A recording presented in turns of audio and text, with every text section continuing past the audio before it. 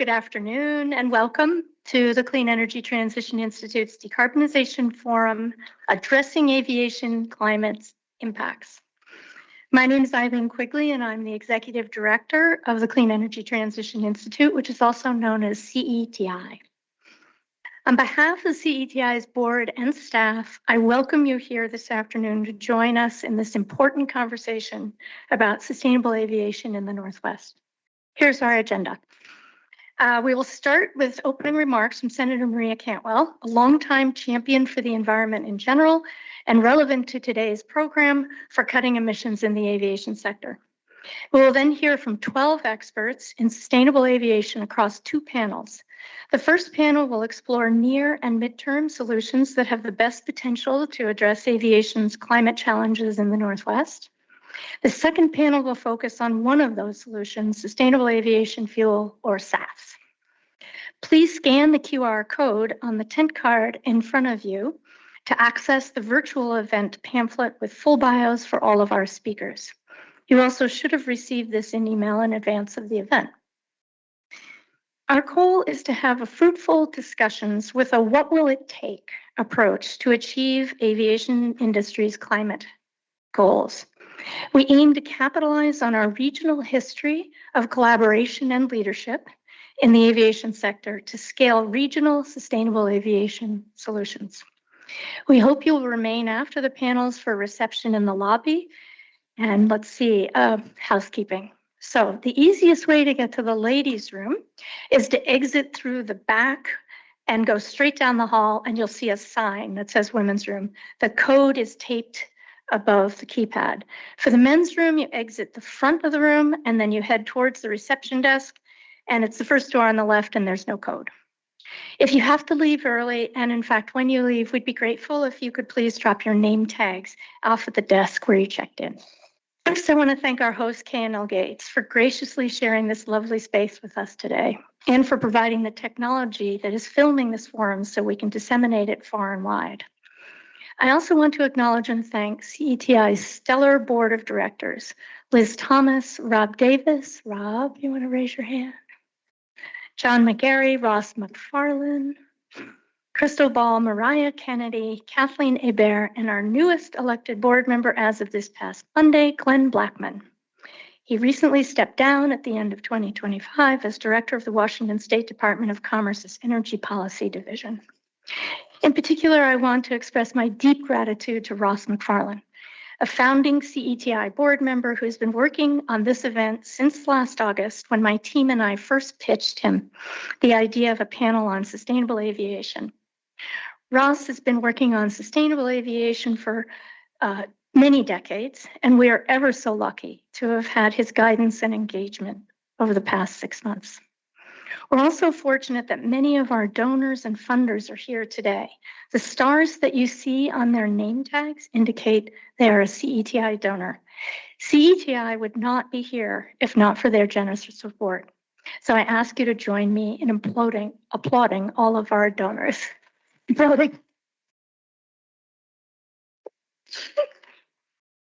Fabulous. Finally, I want to acknowledge my team, Research Director, Dr. Stacia Dreyer, and Operations and Communications Director, Jamie Potasek, Research Analyst, Ruby Moore, and Jean Curry. We definitely would not all be here today if not for Jamie, who has handled every single detail from start to finish, and Ruby, who's the primary author of the 101 document in front of you, and who will moderate our first panel. So huge thanks to them. For those of you who are not familiar with the Clean Energy Transition Institute, we are an independent, nonpartisan research and analysis nonprofit organization. Our mission is to accelerate an equitable clean energy transition in the Northwest. We provide unbiased research and analytics. We frame, translate, and demystify complex decarbonization solutions, and we convene partners and decision makers to have fact-based conversations about how to reduce greenhouse gas emissions in the Northwest. Our decarbonization forums explore challenges in the transition from fossil to clean energy. In the past, we've explored topics including emissions accounting and data center energy use, This year, in addition to today's forum, we will also present a forum on building decarbonization and behavioral science, as well as one on carbon dioxide removal. And we're also looking at one on expanding Western transmission. As part of our decarbonization forums, we produce these 101 documents, like the ones that some of you are leafing through. These backgrounders unpack the complexity of the topic that we explore at each forum. Please take this 101 document with you, and it's also available online. With that, it is my honor to introduce video remarks from Senator Maria Cantwell, who has represented our state in the U.S. Senate since she won that squeaker of an election back in 2000. She is a leading voice on aviation safety and now has 7 years under her belt as the top Democrat on the Senate Committee on Commerce, Science, and Transportation, which oversees the Federal Aviation Administration, the FAA. Senator Cantwell also serves on the Senate Finance, Energy, Natural Resources, Indian Affairs, and Small Business Committees. A longtime champion of cutting aviation emissions, she authored multiple sustainable aviation initiatives in the 2022 Inflation Reduction Act, including the FAA programs to expand sustainable aviation fuel supply chains and advance low-emission aviation technologies. Senator Cantwell also led the FAA Reauthorization Act of 2024, securing historic increases in FAA research to promote U.S. leadership in sustainable and innovative aerospace technologies and investments in Washington's world-class aviation workforce. The Senator is hard at work back in the other Washington and was sorry she couldn't join us today, but she recorded this video to kick off our event. Thank you, and especially thank you, Eileen, for your great leadership in continuing to write about the clean energy economy and how it needs to continue to work for us moving forward.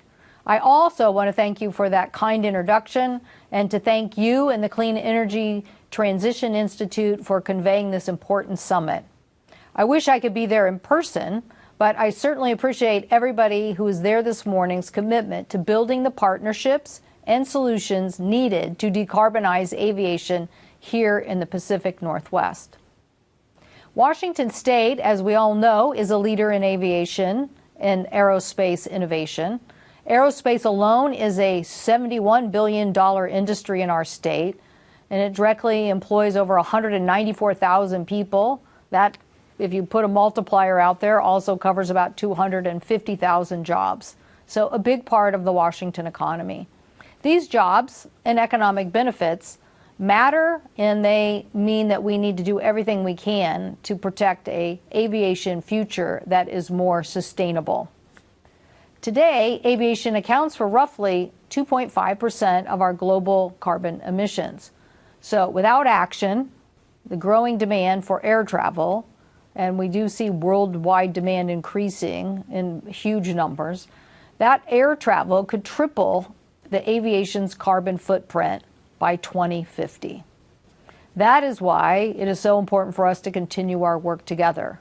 I'm working here in Washington, D.C. on a next-generation aviation tech hub for next-generation composite materials that would continue to make us in our region the leaders in lighter-weight, fuel-efficient planes.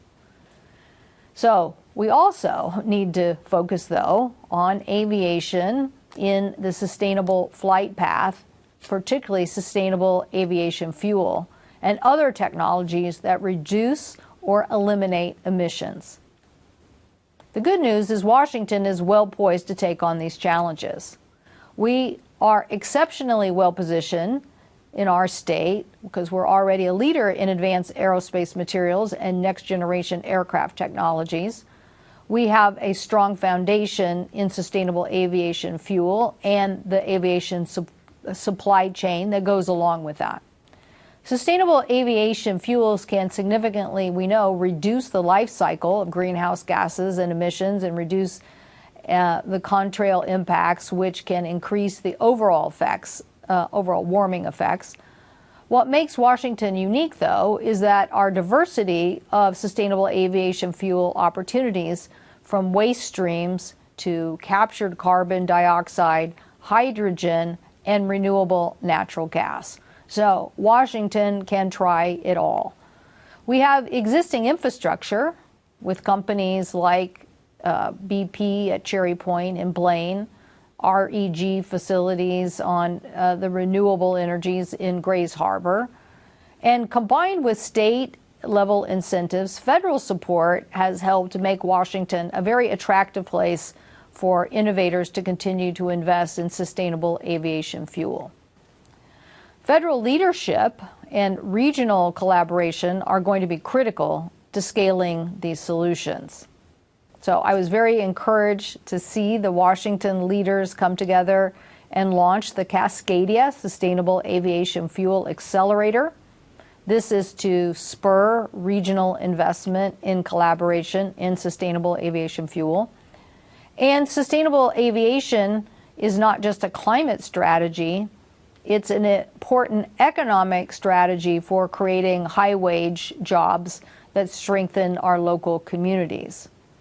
This is why I authored a key provision in the Inflation Reduction Act and also included FAA programs to build sustainable aviation fuel supply chains, to advance lower emission aviation technologies, and to establish the Sustainable Aviation Fuel Blender Credit.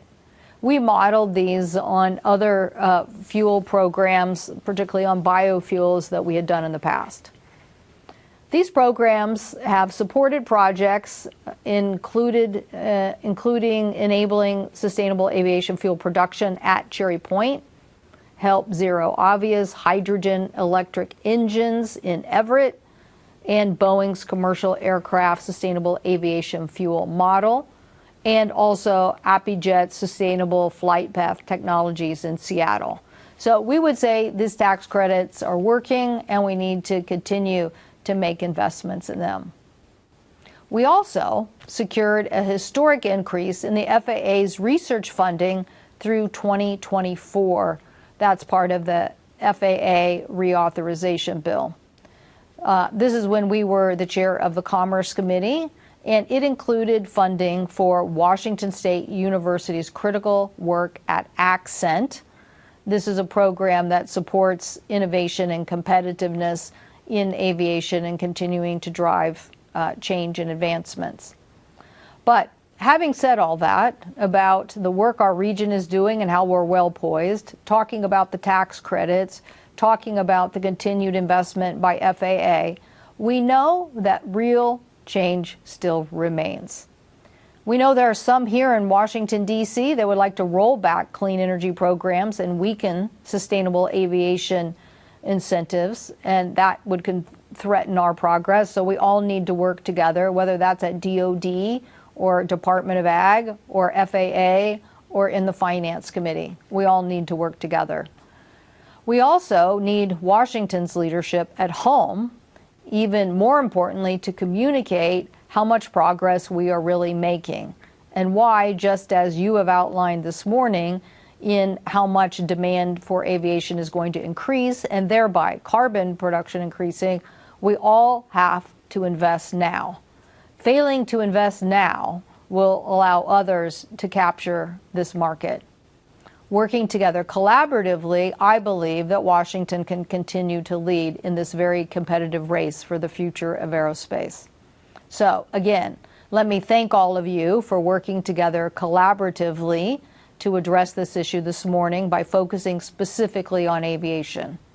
Let me also thank everybody who continues to collaborate on these efforts in our state and work together to not only define the problem, but to accept the challenge and bring about these important solutions. I know Washington will continue to lead in sustainable aviation fuel and that it will be an era of great progress. Thank you all for inviting me to speak this morning. Okay, we will now kick off the live program with our first panel moderated by Ruby Moore Bloom. All right, good afternoon. Thank you all so much for being here. I'm Ruby Moore Bloom. I'm a research analyst at CETI and really excited to dive into this conversation. So I will invite panel one to come up here, just take a seat behind your name. And as you're doing that, I'm just going to give a brief introduction to what we'll be talking about. So as Eileen mentioned, you can find full bios in the using the QR codes at your table. I will just briefly introduce folks. We are very, very lucky to be joined. Are the name tags wrong? The double Lauren issue. Okay, thank you for fixing that. We are very lucky to be joined by 6 experts up here to share their perspectives on near and midterm solutions that have the best potential to scale and address aviation's climate impacts here in the Northwest. And when I say climate impacts, we are talking about greenhouse gases, but we're also talking about non-CO2 emissions and short-lived climate pollutants. So you'll hear a little bit more about that from some of our panelists. And when I say solutions, we're talking about everything from sustainable aviation fuels, which we'll hear a lot more about in the second panel, to operational efficiency, contrail avoidance, and other emission reduction technology. Each panelist will give us a brief presentation, and then we'll move into Q&A. So Ryan Faucett will kick us off. Ryan is the Vice President of Global Sustainability and Engagement and Partnerships at Boeing, where he leads a global team focused on supporting airline sustainability priorities and informing the global and regional policy landscape. We will then hear from Nick Pavlenko, the Director of Fuels and Aviation Programs at the International Council on Clean Transportation, ICCT, and he will share some findings from a recent ICCT report. Next up, we have Michael Wolcott, Regents Professor at the Washington State University, who specializes in sustainable fuels and materials. And Michael also serves as the director of Ascent, a 16-university center of excellence that conducts research to inform the Federal Aviation Administration's decision-making in national and international forums. We will then move to Jason Humphrey, an associate with RMI's Climate Aligned Industries program on the aviation team, and we'll share some of what RMI is working on to accelerate net zero aviation. And then we will hear from Stephanie Meyn, Climate Program Manager for Seattle-Tacoma International Airport, who will share how the region's largest airport is thinking about climate solutions for aviation. And finally, we will learn from Lauren Hogrewe, Senior Energy Policy Specialist with the Washington State Department of Commerce, about the role that commerce and state government can play in navigating these questions. So with that, Ryan, I will give you, I will actually pass this down, a clicker to advance the slides, and we will get started. Thank you. Okay. First I'm gonna do audio check. Can everyone hear me? We're using these are really fancy wireless things here. This is great. What a setting. Delighted to be here with you all, and thank you, Ruby, and thanks to the CETI for having us. This is a really important convening, and I just know from who's here, we're gonna have the right type of discussion here today. So thank you for having us. I'm going to set the table a little bit from an industry perspective, but also a Boeing perspective. Being the first panel and the first up, I thought that would be most appropriate. So we're going to start from broad to narrow. For us, it starts here. This isn't news for anybody, but if you're kind of tracking where the game is headed, there's a lot of other industries out there that are making a lot of progress. Aviation is not making as much progress. So this 2.5% is likely to grow. I've seen ranges from 5% by 2030 to even 10 or 15% by 2035 or 20% by 2050 if we don't make progress. And so this is our North Star. It continues to be. And the reason for that for Boeing is this is market risk. Okay, so it's decarbonization, but for us, it's market risk. We see demand effects if we don't bend this curve from a market perspective, and our ability to compete within that to sell new airplanes is part of that story. For us, it's a 5-part strategy.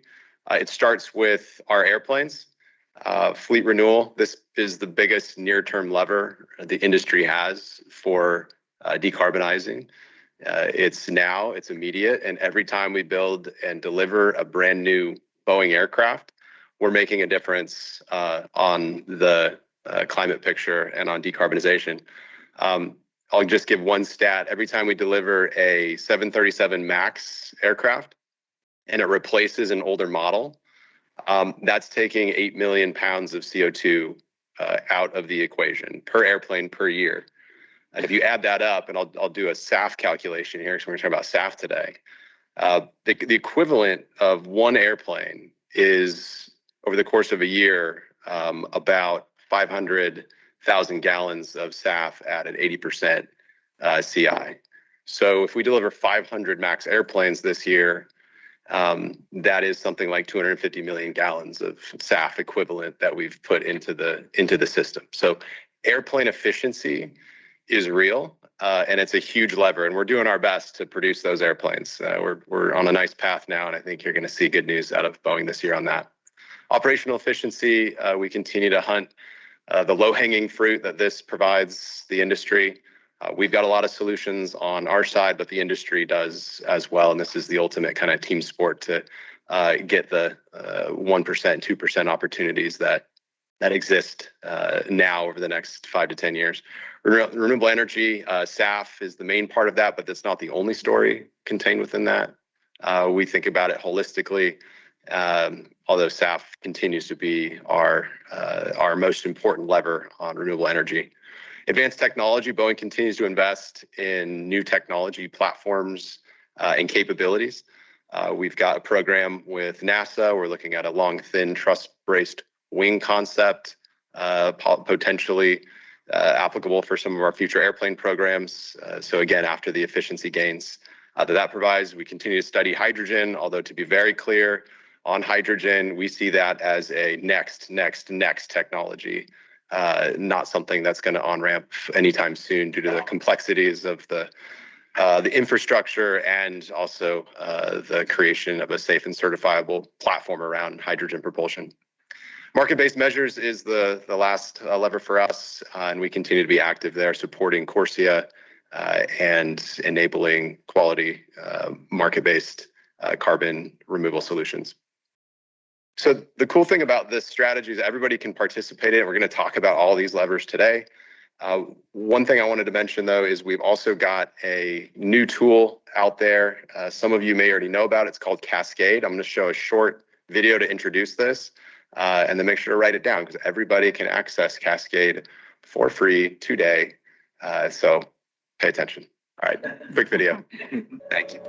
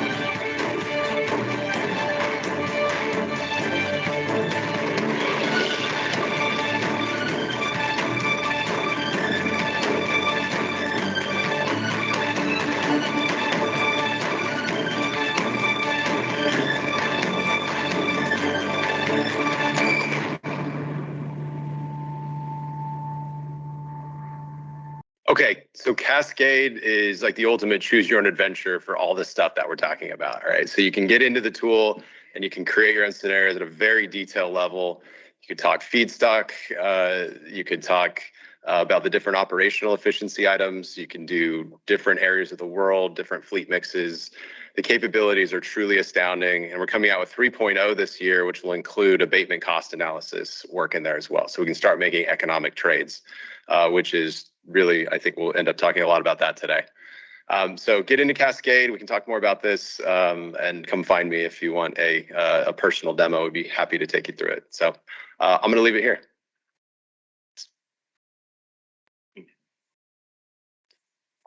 All right, quick sound check. Does this work okay? Great. So it's a real privilege to be here. It's tough to follow up Cascade, but I'll do my best. No competition. I'm the director of the Aviation Fuel Programs at the ICCT, and we're an independent nonprofit research organization that studies the decarbonization of the transport sector and the policies and technologies necessary to do it. And so we recently prepared a global inventory of aviation emissions and some scenarios of decarbonization pathways out to 2050. Now, while I can't get into all the details today, I thought I could bring up a few of the potential contributions of the technologies so we could discuss their roles when they come into play, impact they make, and we could kind of let that marinate a bit and then get back to it in the Q&A in the discussion at the reception. So before we get into the analysis, I thought it's kind of important to do just a bit of fundamentals about climate change. Hopefully, if you're in this room, CO2 is something you're familiar with, right? Every unit of it that you emit doesn't warm the climate that much, but it accumulates. It stays in the atmosphere for many, many, many years and warms it over time. And even if we went to net zero tomorrow, the CO2 in the atmosphere would persist. It would continue to warm it, though you could make a dent into future warming by going to net zero. But there's another category of pollutants called short-lived climate pollutants, like black carbon, water vapor, persistent contrails, that also warm the climate, but they don't persist. Nevertheless, they're very, very powerful and can warm the climate quite quickly. And so if you can reduce these emissions, you can generate substantial near-term reductions in climate warming. And so aviation releases both types of pollutants. So the research question then is very straightforward. How can we cut short-lived climate pollutants to reduce emissions from aviation and put it in line with the Paris Agreement and the 1.7 degree warming budget? So while the question is straightforward, the answer really isn't. The process of getting to that answer isn't. We developed an inventory based on real-world trajectories assembled by Spire. So real-world flight data, you combine it with performance characteristics for airplanes, engines, emission factors for all of them. You can then develop an inventory of real-world emissions from the bottom up for CO2 and non-CO2 pollutants. And the real cool thing about this inventory is that it's not just distances, it's trajectories. And so when you have the trajectories, you can run them through a contrail model and figure out when and where trajectories pass through the colder, moister regions of the atmosphere that lead to persistent contrail formation. And you can assemble a contrail inventory as well. And so when we put that into a climate model, we use a simplified one called FAIR, you can get an estimate of the warming from the conventional pollutants we're all familiar with, but also these SLCPs, and develop an inventory based on warming and do scenarios out to 2050, looking at how you can affect future warming based on the actions you take. And so this figure is one we're really excited about that shows the warming as a snapshot in time from contrails in 2023. You can see this is based on routes. You can see what routes are generating the strongest contrail impact. You can see it's really clustered over the US, the North Atlantic, over the EU. And so here's some of that information in a slightly different format. Here you can see the total contribution of warming from aviation to the climate, 1940 to the present day.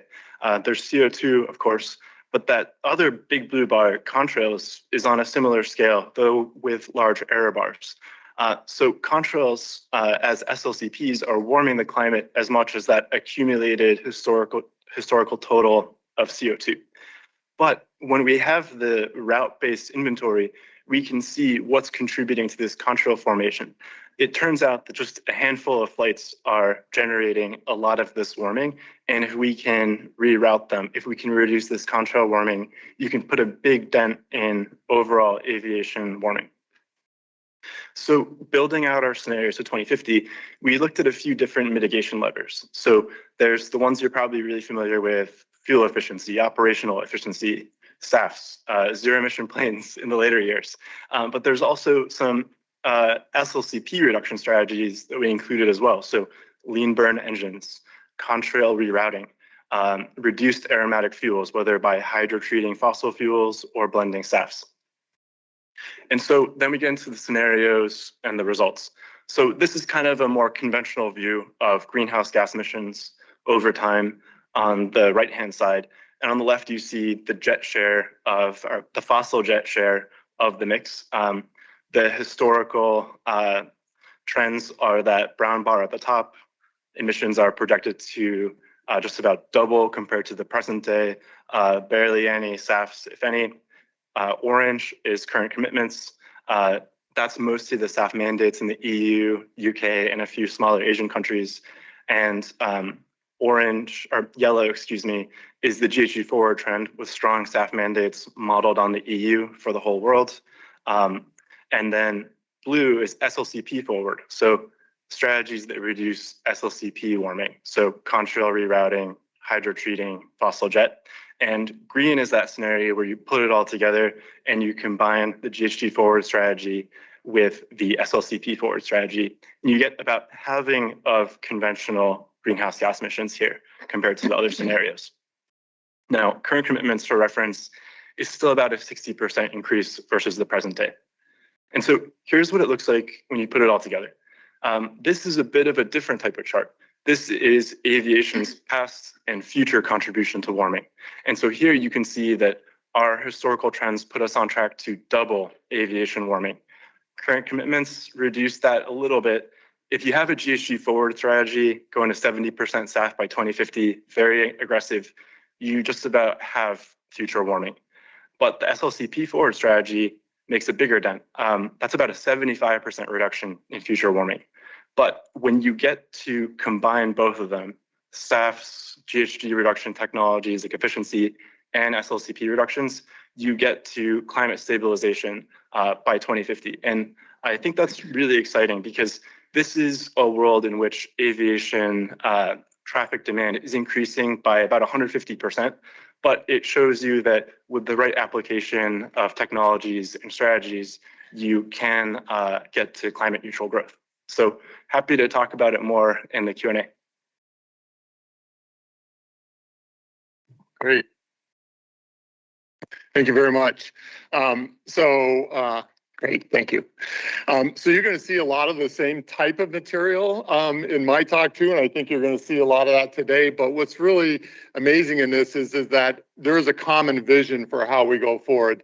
Maybe what the role of different components might be. One might be a little higher or less, but I think it should be encouraging to see that there's a lot of the same vision going forward, whether you're in academia, whether you're in an environmental NGO, whether you're in the industry itself and that, and you'll see a little bit of differences as we go forward. What I want to concentrate on today was looking at these three components of aircraft technology, operational improvements, and this says SAF. This comes out of actually ICAO materials, but you can also view it as just energy systems as a whole in this. One of the things I want you to sort of take home from this is that if you look at flights, so this is a sort of cumulative totals on one side with flight distances on another side, and so on the top, if you look at sort of the flights that are less than 50 nautical miles, they represent about 50% of operations, but it's only 15% of fuel use.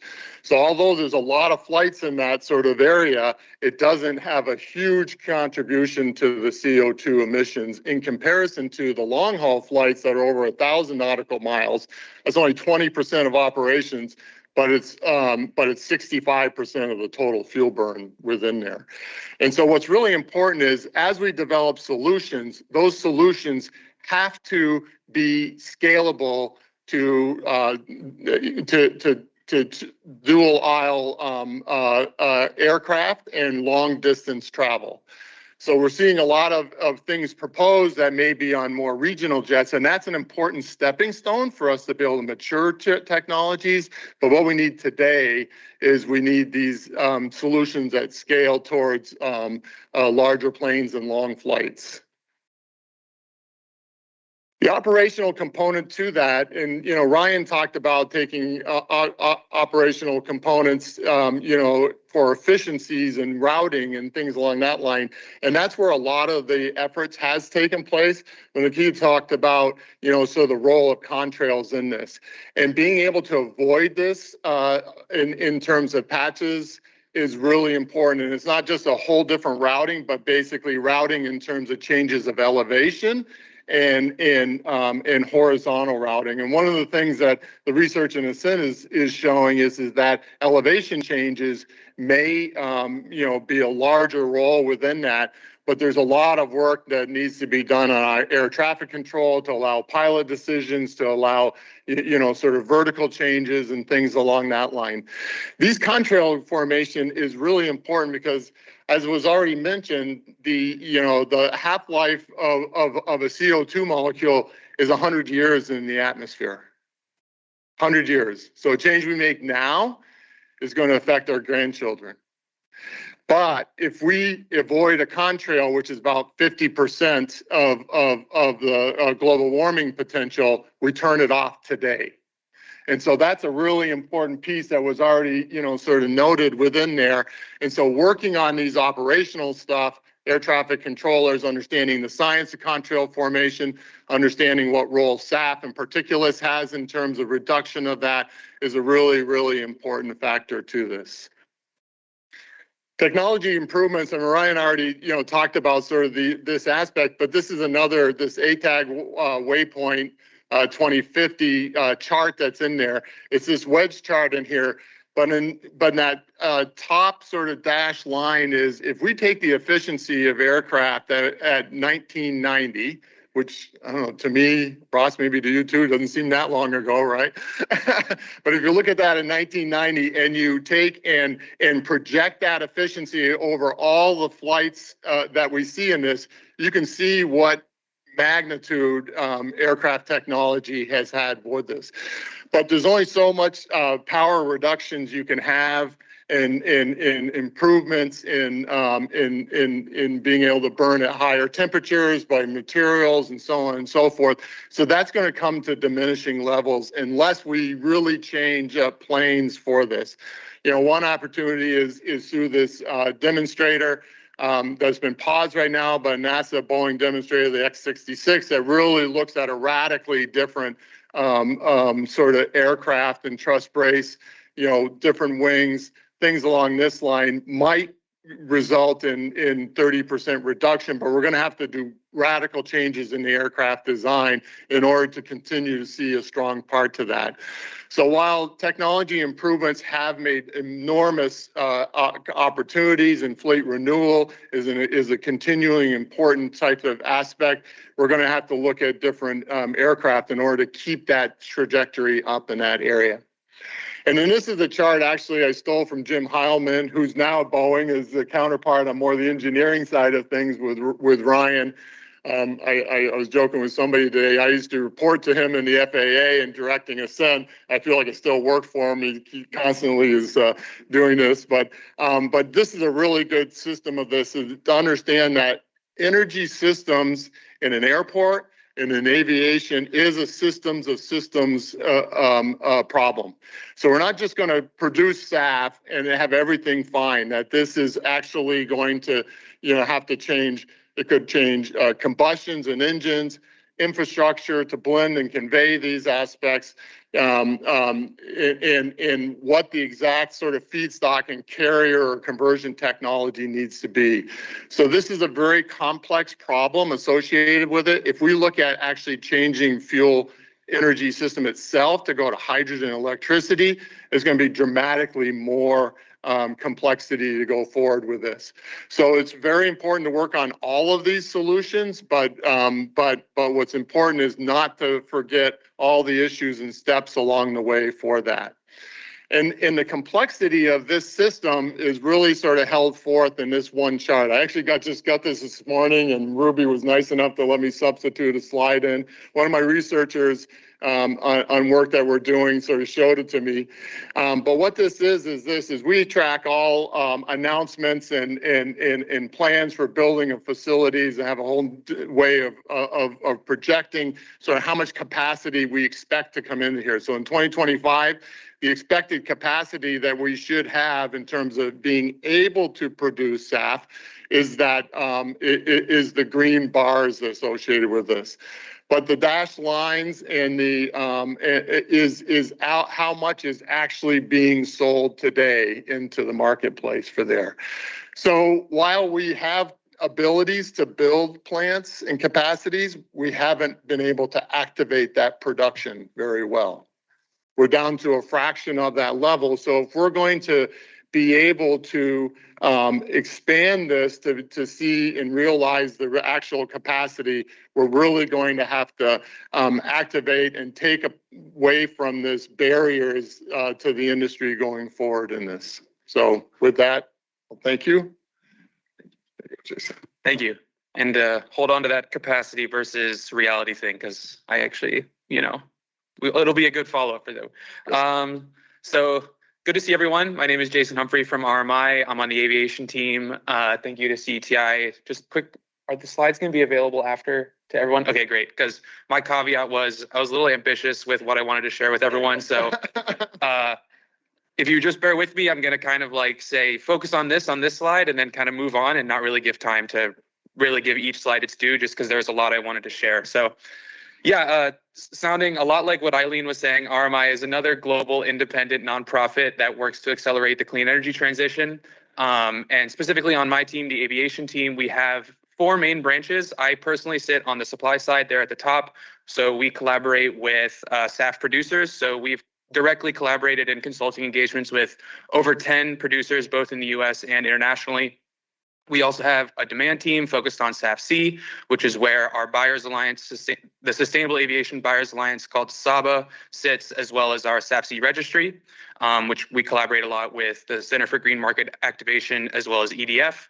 And then at the bottom there, we have Contrails, which you were hearing about before. We convened the Contrail Impact Task Force, and then also a new initiative we have called Net Zero Airports, which I'll mention briefly. So I'm going to talk a little bit about SAF. I know we have a full panel on SAF later, but that is mostly what I work on, so it's what I'm most qualified to talk to you about today. So the purpose of this slide, as I was saying, the purpose of this slide is skipping past, why is SAF important? What makes it unique? The way I like to think about it is, why would someone buy SAF? Well, there's basically 2 answers to that question. The first is because they have to, and the second is because they want to. So on the left, they have to in certain cases because they're mandated. So here we have the EU mandate, but we're also seeing the mandate in the UK and other mandates coming on in Asia Pacific with places like Japan and Singapore following that strategy. But we don't see that strategy sort of likely to come up here in the US. So that's where we get to the right side of the slide, which is the voluntary market. And the voluntary market is essentially born out of this overlap between the scope 1, which is the direct emissions of airlines, and then the scope 3, which is the business travel or corporate emissions of corporate customers, which often look something like consulting firms, big banks, perhaps people in healthcare, people who have outsized scope 3 and are really motivated to tackle that problem with in-sector reductions. So the value of that SAF certificate is half of the equation that helps you close this gap between SAF's total costs, which, as was mentioned earlier, is much more expensive than conventional jet fuel. And then the other half of that is incentives. And when you stack those 2 things on top of each other, that's how you sort of try to solve this problem of the fact that SAF is significantly more expensive. So on this slide, I think the main thing I want to talk about is, first of all, just the fact that I have to update the slide all the time because new policies get passed. And also that we're here in Washington, which is a very unique environment where there's both a low carbon fuel market as well as a direct supply incentive, which is focused on SAF. But I also want to double click on Illinois specifically, because they have a very unique demand incentive, and their incentive is unique not only because it's demand, but because it has very loose blending restrictions. So what we're seeing right now is SAF that is being produced in Houston, Texas, is not only being sold in the Chicago market to claim the credit in Illinois, it's actually being blended in Texas and then put in the pipeline in Texas and then sent through the pipeline through all existing infrastructure up to Illinois and used there. So that is only enabled by the fact that the wording of the Illinois credit allows it, and not every state credit allows you to blend outside of the state. So that's just something to be aware of.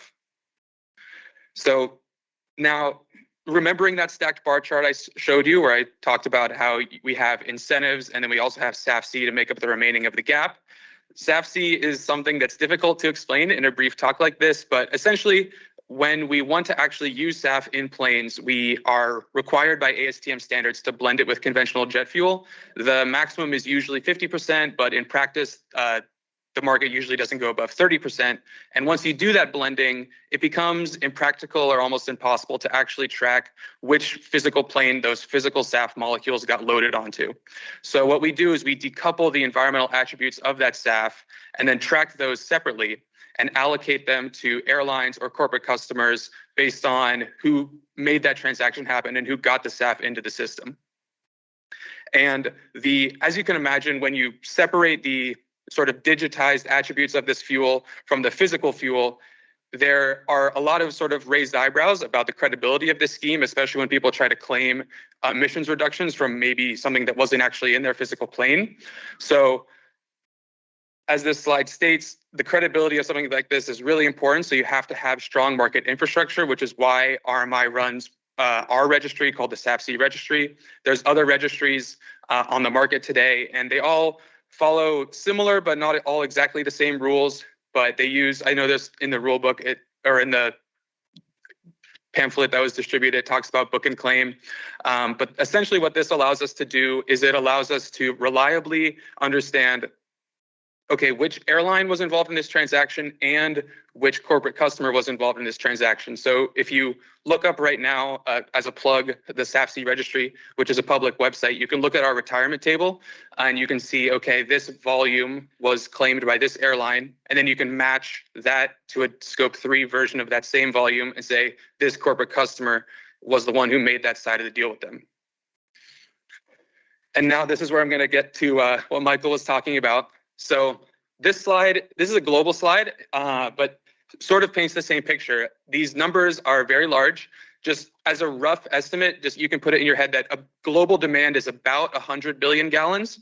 So right now, announced capacity for what's going to be online in 2030 is about 10 billion gallons. And then current capacity for what's online now globally is about 2 billion gallons. So just keep that in mind for later.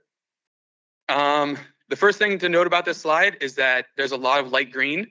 So Michael was talking about HEFA. That's the pathway that we see leading the way. That's the pathway where when you're going to the bank to get investors, it's easiest to make that pitch because it's more mature. The feedstock supply chain is more built out.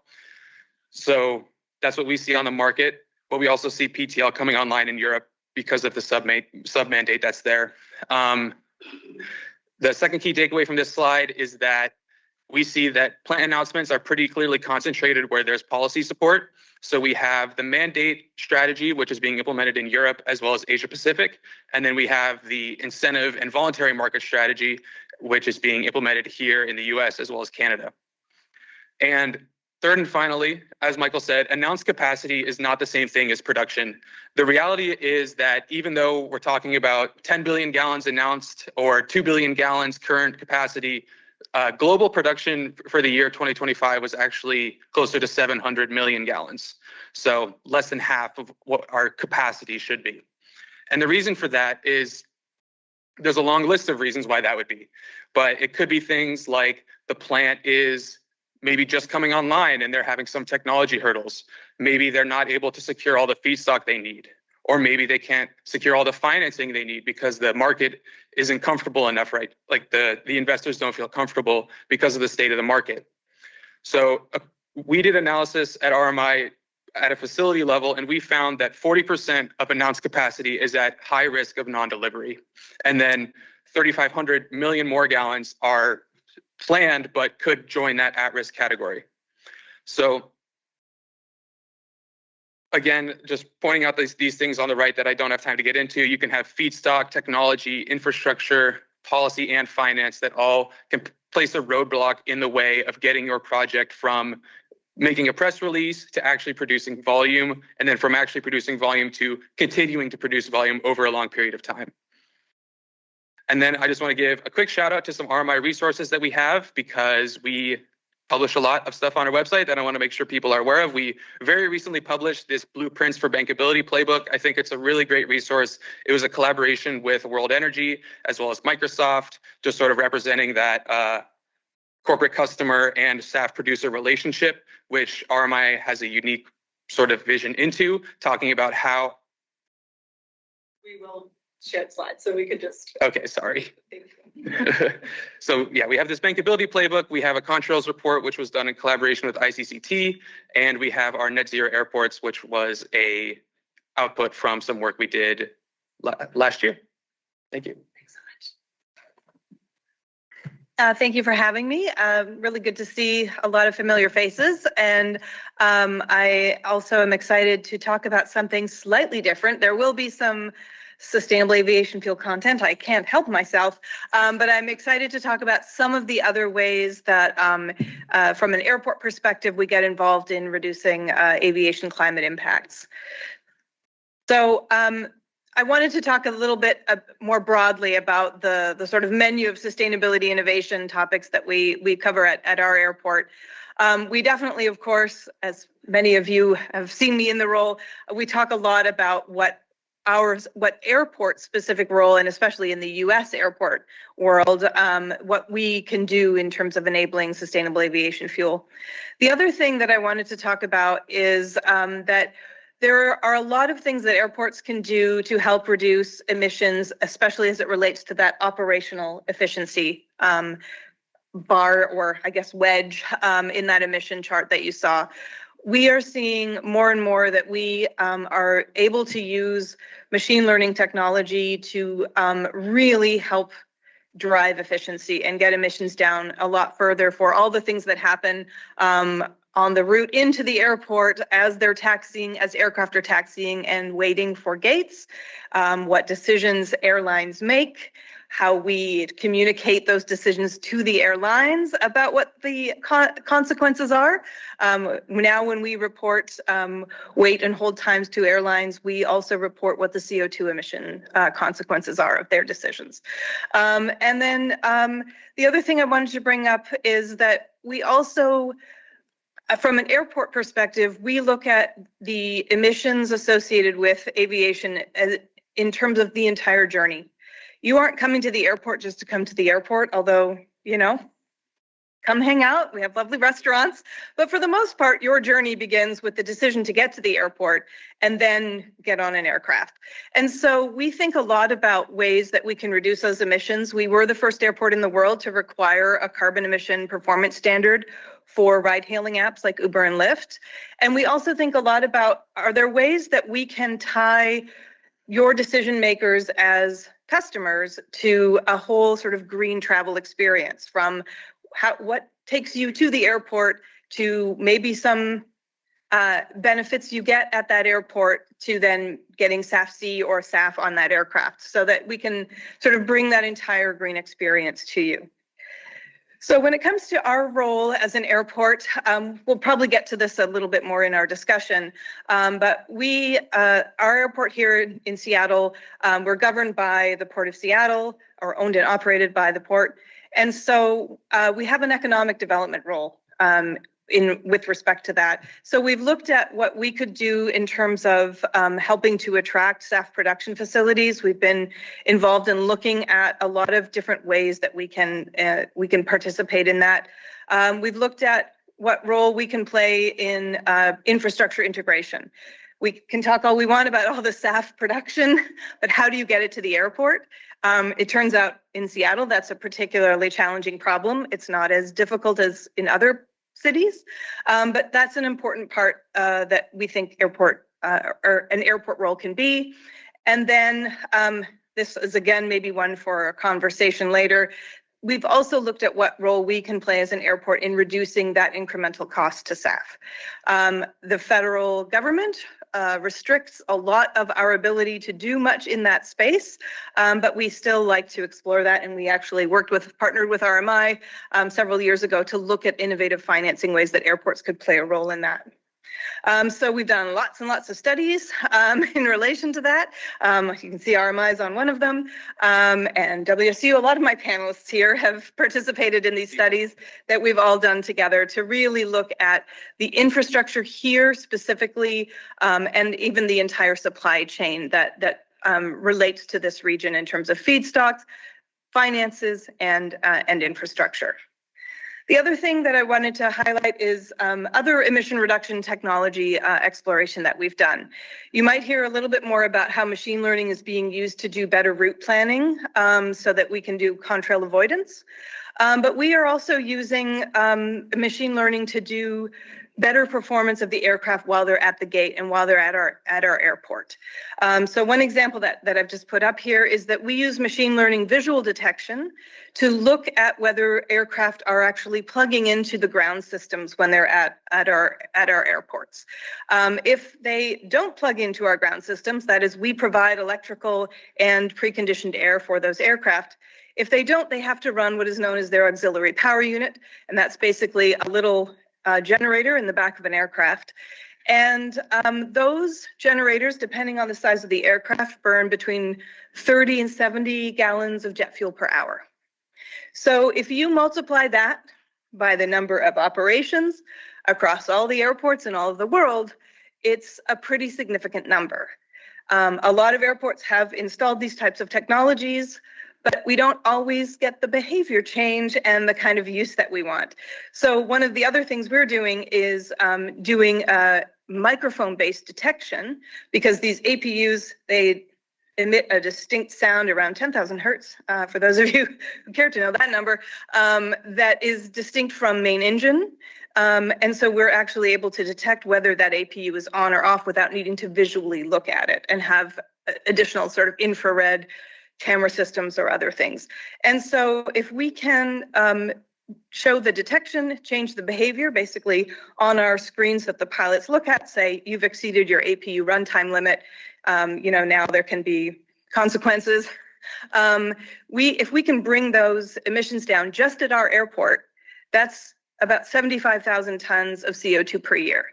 And that's over and above the existing behavior we have now. So we already have, I would say, 50-ish%, I guess, compliance. So we have a ways to go. And again, I just like to think about this from a total aviation system. If you just multiply that by the number of airports in this country, let alone the world, and getting that kind of compliance. So that's another thing that we like to look at. This is just to give you an example of that. For the nerds in the group, I know you like pictures. So the APU exhaust outlet is the thing at the back of the aircraft, in case you've ever wondered what that is. And that very bright purple line that's about 2/3 of the way up is the sound signal from an APU. So you can definitely, it's very distinct. The weird staccato signal there is actually the bell ringing when you move the jet bridge. And then this is just an experiment we've been doing here with the microphone detection. But the idea is what the pilots see here is that if these systems are on or off, they get warning systems about that they have exceeded their runtime. So with that, thank you. I will discuss more of that during the panel. That is so interesting, Stephanie. Can everyone hear me? Okay, great. Hi, everyone. My name is Lauren Hogrewe. I can't see that screen down there, so I'm going to use my slides. I'm a senior energy policy specialist with the Washington State Department of Commerce within our energy policy division. I was asked to give a high-level overview of the role Washington State government, and specifically the Department of Commerce, is playing in the development of the sustainable aviation sector. The Department of Commerce touches many areas of public service. I think I'm off. Okay, there we go. In Washington, as you can see here. And as I said, I work in the energy division within our energy policy office as part of the statewide Office of Renewable Fuels. I move that. A little bit, thank you. The Office of Renewable Fuels was established in 2022 by the legislature to accelerate a comprehensive market for green hydrogen and renewable fuels in Washington through research, community engagement, workforce development, and policy analysis. And then in 2023, the legislature directed the duties to specifically include alternative jet fuel as well.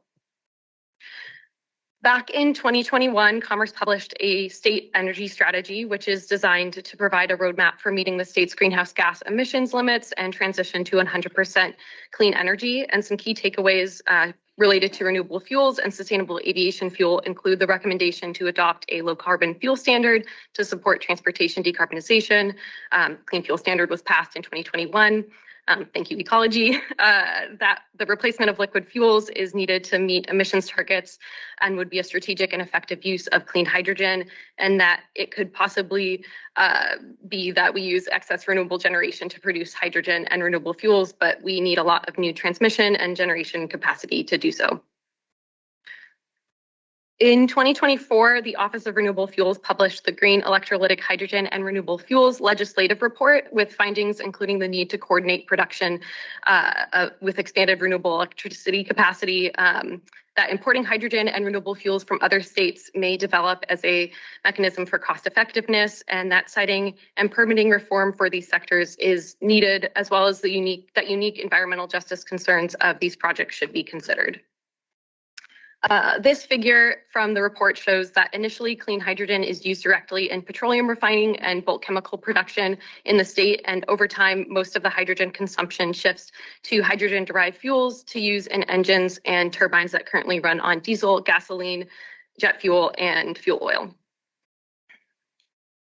This figure from the report shows where in the economy hydrogen and hydrogen-derived fuels are projected to be used. And I won't get into too much detail, but I'll highlight that the report projected the highest use in aviation, diesel, and marine fuels.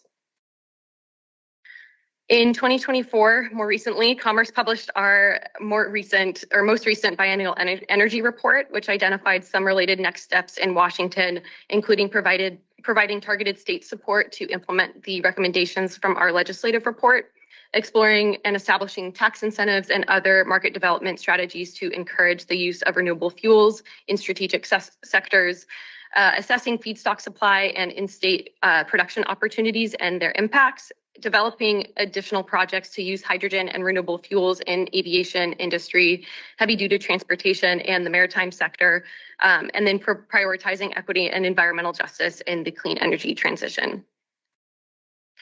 I'd also like to share some of the enabling policies, this is the right slide, the enabling policies that exist here in Washington that make it a great place for the sustainable aviation fuel market and for the sustainable aviation sector broadly. Beyond the Clean Energy Transformation Act, CETA, and the Climate Commitment Act, some of these policies include alternative jet fuel tax credit for production, blending, and use, and a preferential business and occupation tax rate, a retail sales and use tax deferral for eligible investment projects, including clean fuels production facilities that meet certain labor standards, the Clean Fuel Program and Clean Fuel Standard, as I mentioned, which is administered by the Department of Ecology and now includes pathways for alternative jet fuel.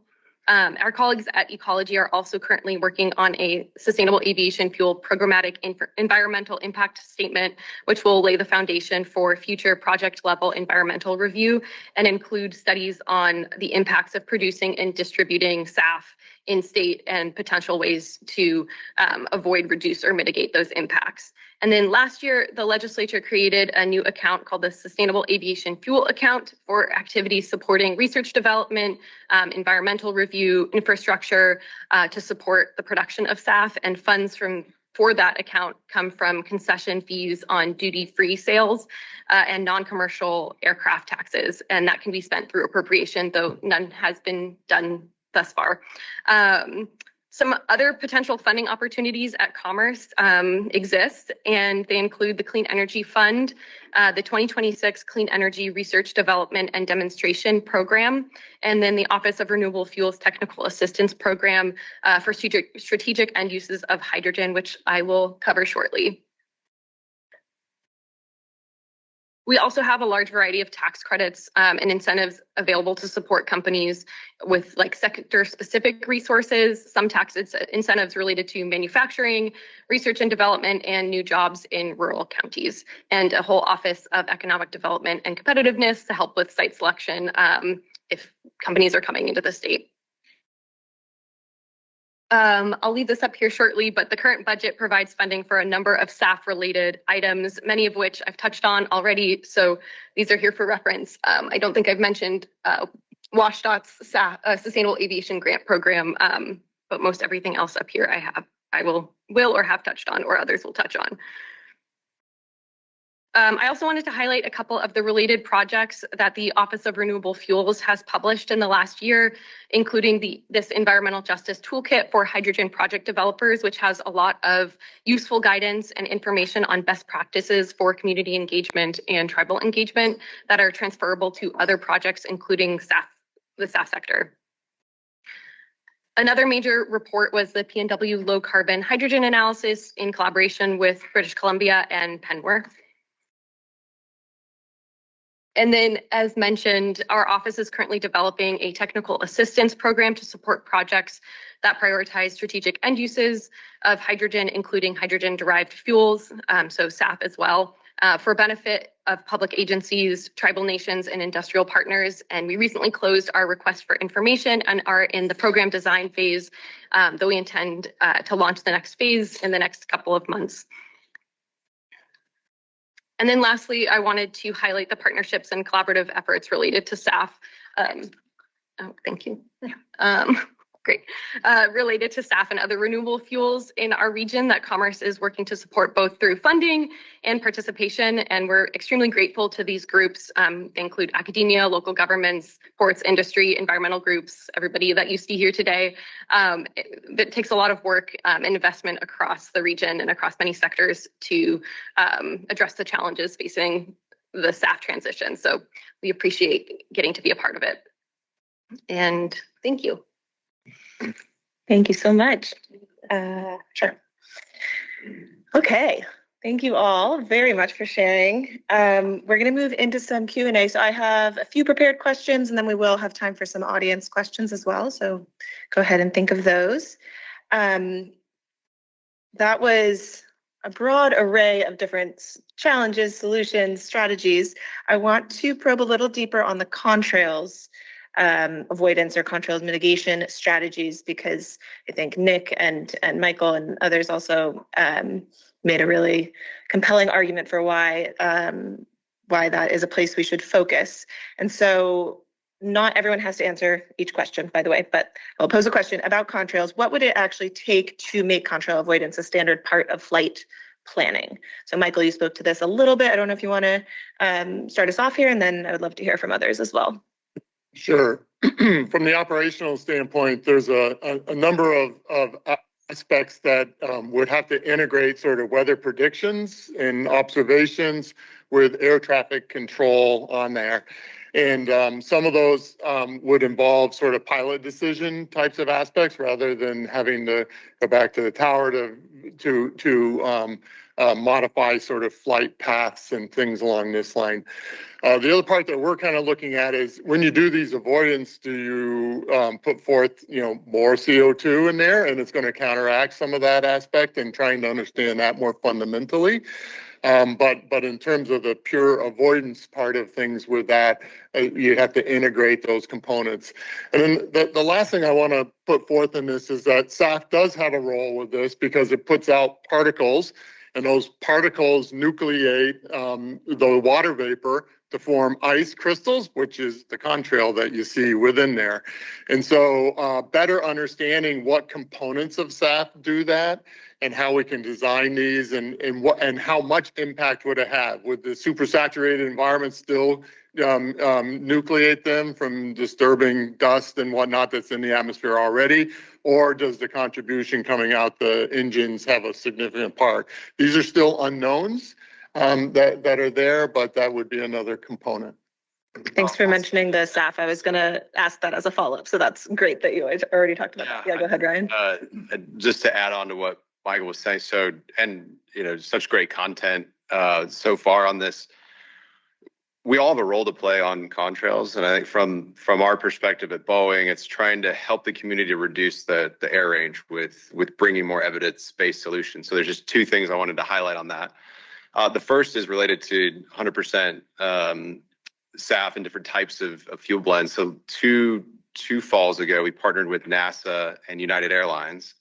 We took a MAX 10 up around this area. We just flew it out into the Sound on a number of flight profile missions with different blends of fuel. We used traditional Jet A, we used a 50-50 blend, and we went 100% as well.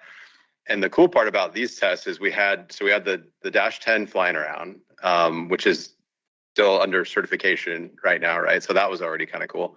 But we had a NASA chase plane behind it, like a DC-8 flying test bed lab with a bunch of sniffers on it. And they just, like, if you were out in the sound that day, like looking around, you've been like, what is this? Is super weird. They're playing follow the leader. But we got a ton of great in-flight data, right, about what's happening with the ice crystal formation at altitude in the real world. So like that kind of data is super important. It takes a lot to process that data, actually. So we're like still crunching on it. We've released some of it. We're going to release more of it this year. We're going to make that available to the community. That's not something we're trying to hold on and monetize. It's data that's going to be useful for everybody.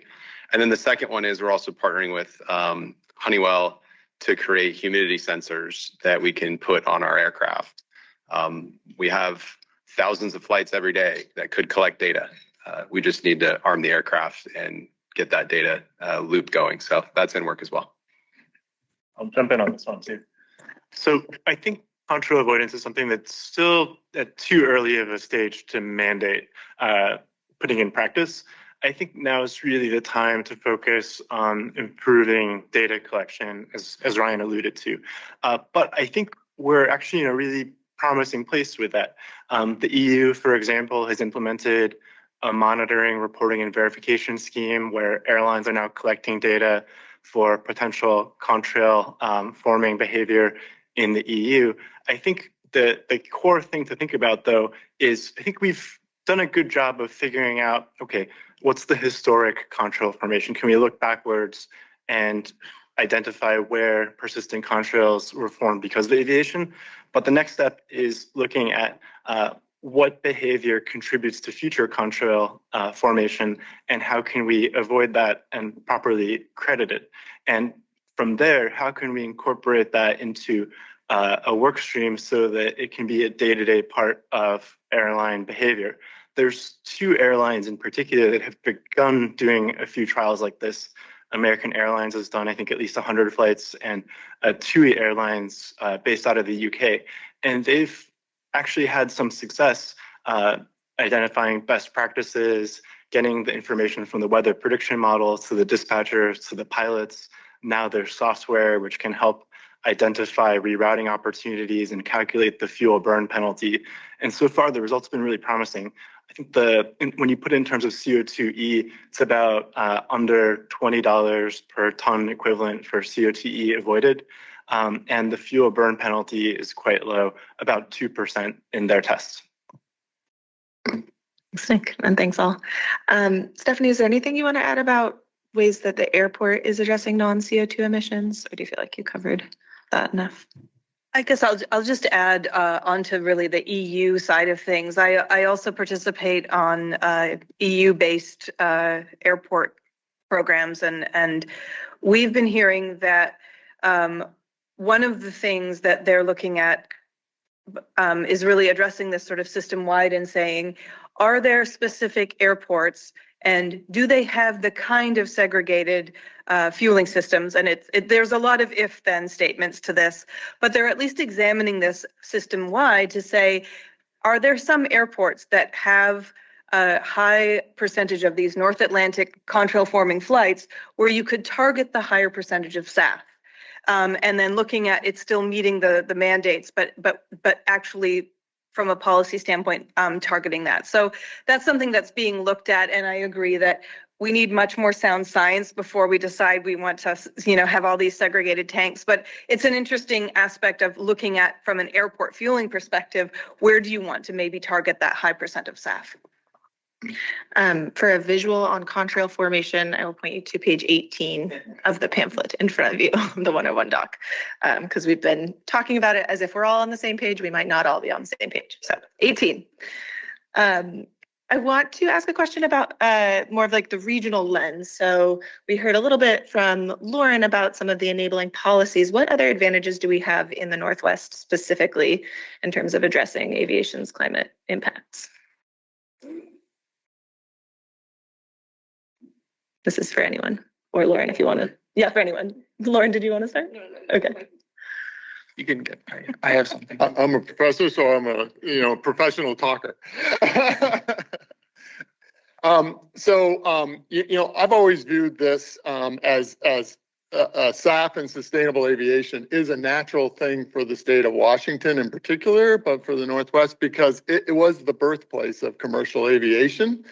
And it is one of the strongest environmental tenets of any place in the country or world for that matter on there. So really these come together, and a lot of this is demanded by the customer base because these are not attitudes of the government, but are attitudes of the people of this region and an expectation going forward on that. So I think that this region has a very strong piece to it.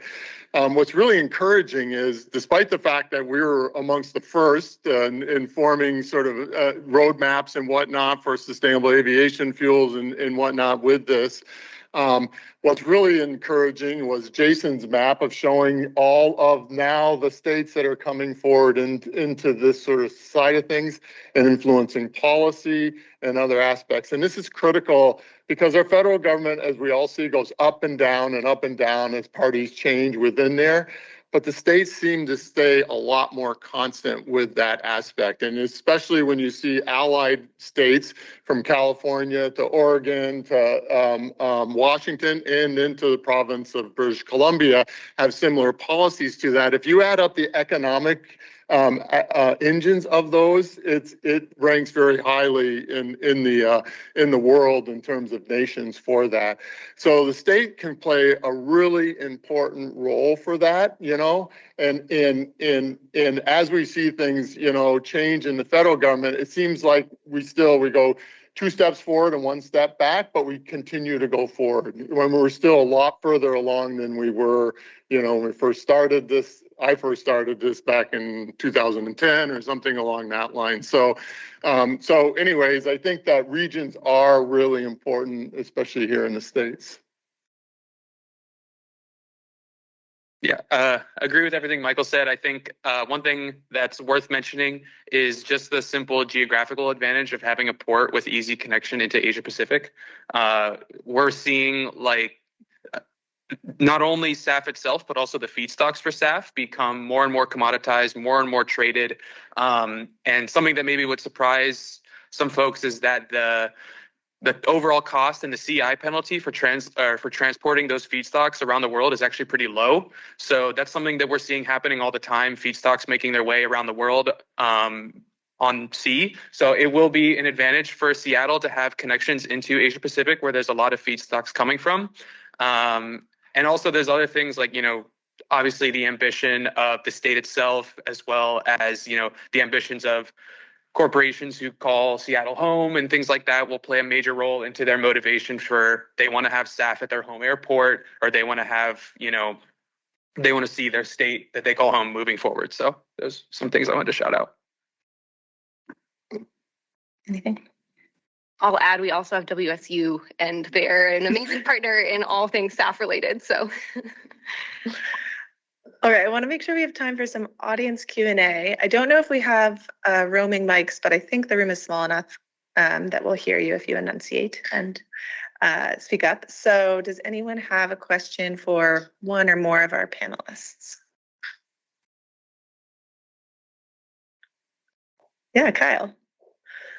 Thank you for the wonderful presentation. We heard first from Boeing and then from this good professor about demand signal and that driving Boeing's behavior.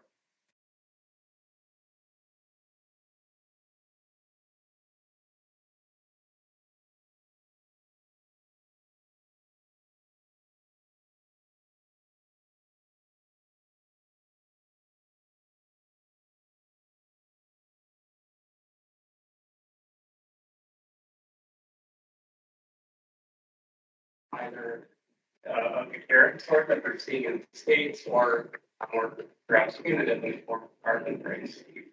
Yeah, I'll start in on that, and I'm sure the second panel is going to dive straight into that as well, but I'll give one perspective. So one thing not everyone appreciated, I realized this at the Cascadia event, which was awesome, by the way, and Earth Finance should get a lot of credit for catalyzing Cascadia. And to that last question, for those of you that were there during that launch, that was like the most energy I've seen around SAF anywhere in the world, really. And so Washington should be proud of that. Boeing has been procuring SAF for a number of years to support our flight test operations here in Washington State. We also do it in Charleston, South Carolina, to support 787 deliveries. This year, we're going to be blending in 30% SAF as a percentage of our total demand, right? The reason we're doing that, we're not an airline, right? Ultimately, the airlines need to be at the front of the line of accessing SAF at good pricing. We're doing it so we can illustrate a demand signal and kind of like find out how to do this. Like from an offtake structure standpoint, from an infrastructure standpoint, we have so many discoveries already on like what kind of contracting actually works for this. Our internal controls on like buying this stuff, like nobody's solved that before. I'm like, hey, CFO, we need a 10-year fixed agreement on fuel. He's like, what? We've never done that, you know? So that kind of stuff, the details of just, I mean, we can talk about the wedges and all that, but like the details of like just getting it done is really important. And so like that, we're trying to do that. And then we're trying to share lessons with, you know, our airline friends and to try to like figure this out together because it is so novel. Is it enough? I know, like we need continued supportive policy that is long-term and stable, and we can talk about revenue certainty mechanisms, you know, like there's a lot more that I think we can do. We have a good foundation, but I don't think it's enough. I'll talk a little bit more from the technology improvement side of things with this. So the question is this sustainable? That is the one piece that is completely sustainable. And the reason why is because all of that works on fuel efficiency of the plane. And for airlines, Courtney, Alaska Airlines, I haven't seen you in here. I know you're here somewhere. There you are. But for the airlines, it's like 60% of the operating expenses for there. So if you can save fuel on that, it lifts all boats. It lowers emissions and it lowers operating costs, ticket prices, right? Things along that line. So what happens is that I think the continual efforts to make more fuel efficient aircraft is a totally sustainable aspect that's almost independent of the climate, component to that, but is a great benefit of the, but climate benefits from that aspect tremendously. So. Any other audience questions? We do have mics now.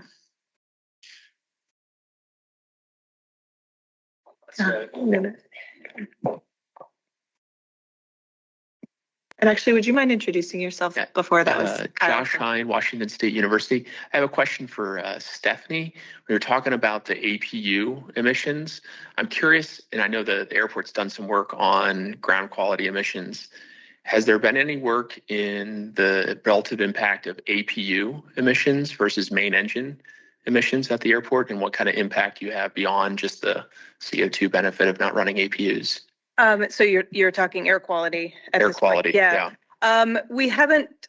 When we do any kind of, we have to do modeling exercises for every time we do any kind of large airport growth or project proposal.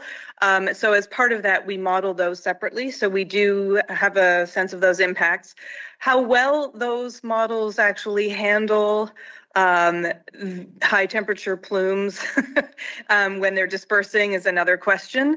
But there have been some studies at European airports that have looked more specifically at the impact of those APU emissions, especially on ramp workers or apron. I'm trying to think of like I speak airport. So on where you see the aircraft parked, ramp apron, there have been studies of that and have compared those to other emissions. But we haven't done that specifically at our airport. I'm happy to if you would like data of the segregation of those, I'm happy to provide them. But they have done studies in terms of the workers on that are around those aircraft and what those impacts are. Because main engine, it's really as they're taxiing and then those are shut down, but APU emissions can last the entire time that aircraft is there. So it's a dramatically different impact compared to main engine.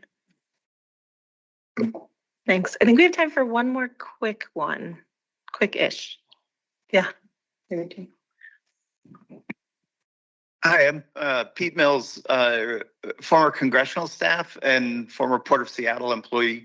Shout out to Commissioner Calkins, who's just arrived in the back room, or arrived a little bit ago, but welcome.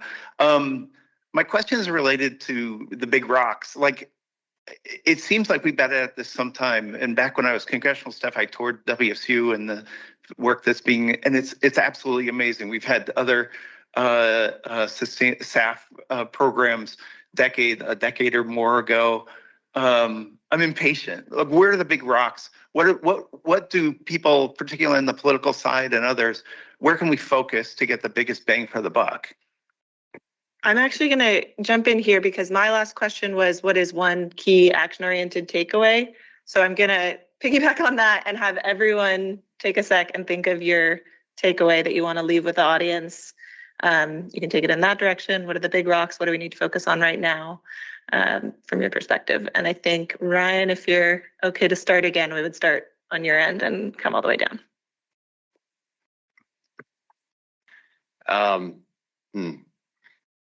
Look, and I'll end where I started, right? Which is we need a really good environment to build and certify airplanes. Right, that's our contribution to this, is fuel efficient aircraft, building them consistently. And so if that environment exists at the federal level and at the state level, we're going to be able to do that. So that's one of my answers. The other answer around non-airplane stuff on SAF, I think Mike's chart showed it, which is there's a gap between like what's potential and what's happening, right? And it's most of it, I think, is trying to close the premium that makes sense for the demand side to participate.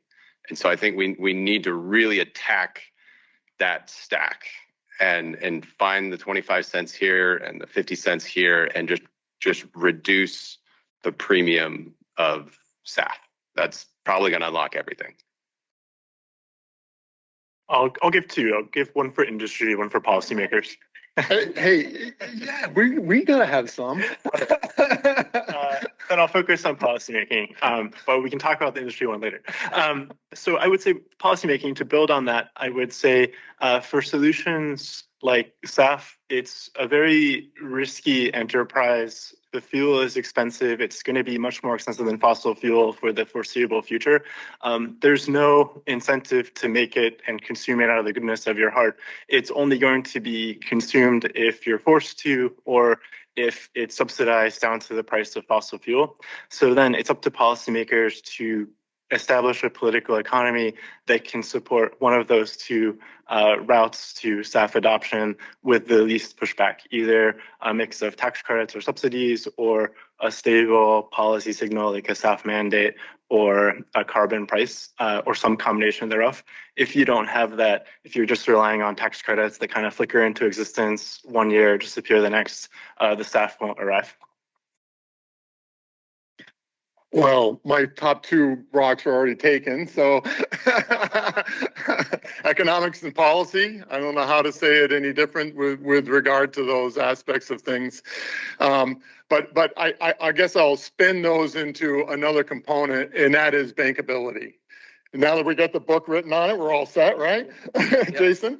But online.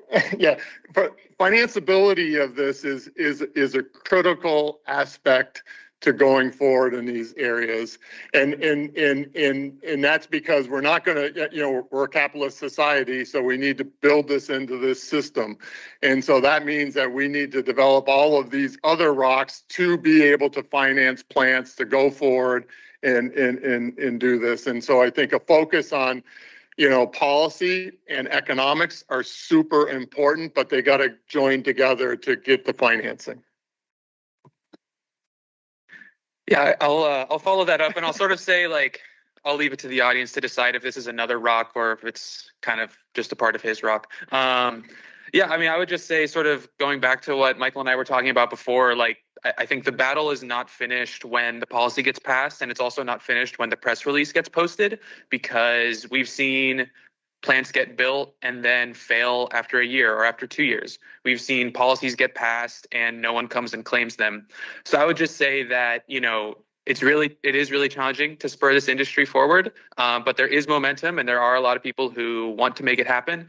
But also we can't reach a milestone and then take our foot off the gas on that specific issue. So I think just continuing to push and not sort of letting off. I guess that'll be mine. Yeah, it's hard when you get to this side end of the table. It's like ditto, ditto, ditto. I guess I'll add the airport spin on this, and especially because I think just glancing, I can see 4 producers. Just I apologize if I hadn't counted them all, 5 actually in the room, and I know all of you are working hard on SAF production, and a lot of you want to get it into this airport. So my major takeaway is that we really need to find a way to build open access, receiving, blending, and storage facilities for SAF to make sure that if you want to also bring that cost down, that it gets as smoothly into the delivery system of airports as possible without creating many touch points and handling points where you have to transfer from truck to train and so forth. So that's my big takeaway.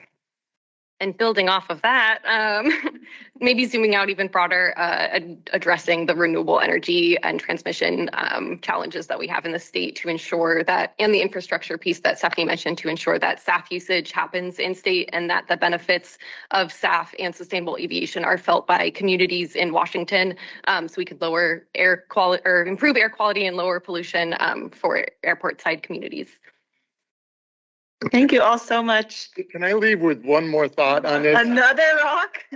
I told you I'm a professor. It's not a rock. So I just want to remind the audience of this, is that energy transitions are super hard. They're really, really difficult. Moby Dick was written in the 1850s at the height of whaling, and peak of whaling, and it was for an energy system for that, and kerosene was coming into play to substitute for this, and we're still harvesting whales today, mostly for industrial products. So these transitions are really difficult and take a long time for that. So I'll just leave the audience with that thought. Okay, a big round of applause for our first panel. Thank you all so much. We are going to transition to our second panel, which will be moderated by founding CETI board member Ross McFarlane. Ross is a longtime climate and clean energy advocate, and he led the Sustainable Aviation Fuels Northwest, the first regional stakeholder roadmap for cleaner fuels to power the next generation of flight. So thanks, everyone. Again, I'm Ross McFarlane, and I'm excited to be here. I think the last panel ended up in a perfect place for where we're going to be starting here. You know, we ended up place I always like to remind folks, you know, a lot of folks, especially in the community I live in the environmental NGO world, are always going, you know, is this just greenwashing? Is it people talking about sustainable aviation fuels in there? Is this just a hoax? And are they just making this up? And I try to remind them, you know, this is the toughest corner in the toughest block of the toughest neighborhood of the entire area of decarbonization. And, you know, it's going to be hard. And it has been hard. We have a great panel here today to talk about the specific area that the Northwest has been working on the longest around the aviation decarbonization issue, which is sustainable aviation fuels. And I'm just really excited with the folks that we've been able to put here today. Unlike how we did it last time, I'm going to introduce them one by one and allow them to do brief introductions again in slides.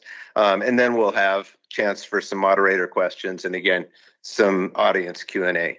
But Before I do that, I'll also say that we had one additional panelist who was introduced to you previously, Max Saby from the Breakthrough Energy, who was really excited to be here, but decided he didn't want to share his flu with us all. So, it's probably a good idea, and also not sharing it on whatever plane he was going to be on. So Max was disappointed to be here, but Breakthrough Energy is doing some really exciting work around SAF, and it would have been fun to hear. So I encourage everyone to go onto their website and learn more about that. So first I'm going to introduce Andy Billig, who's with SkyNRG. Previously to SkyNRG, Andy Billig was with a Washington State Senator and was for many years the president of the Washington State Senate. I'll say that the fact that Washington State is and has been a leader in sustainable aviation fuels for many years is probably dependent as much as anything on Andy's leadership as anything else. Because, back in 2011, a whole group of folks, and many people in this room are very familiar with this, a group of companies and nonprofit organizations, other folks released what was the first stakeholder report in the world called Sustainable Aviation Fuels Northwest. That was an effort to try to lay out a roadmap for how you could create regional supply chains for sustainable aviation fuels and outlining the importance of it. Now, I'll say, since I was involved in it, I'll say it was a great report. But there have been a lot of great reports. And oftentimes, I've been involved in a lot of great reports. And oftentimes, you do them and they fall and nothing happens. But we had a leader in the Washington State Senate who said, I think we should actually create a working group, and we should get some funding for that working group. And then we should keep that going every year. And then we should make sure that there's reports back to the legislature. And then we should start having specific recommendations.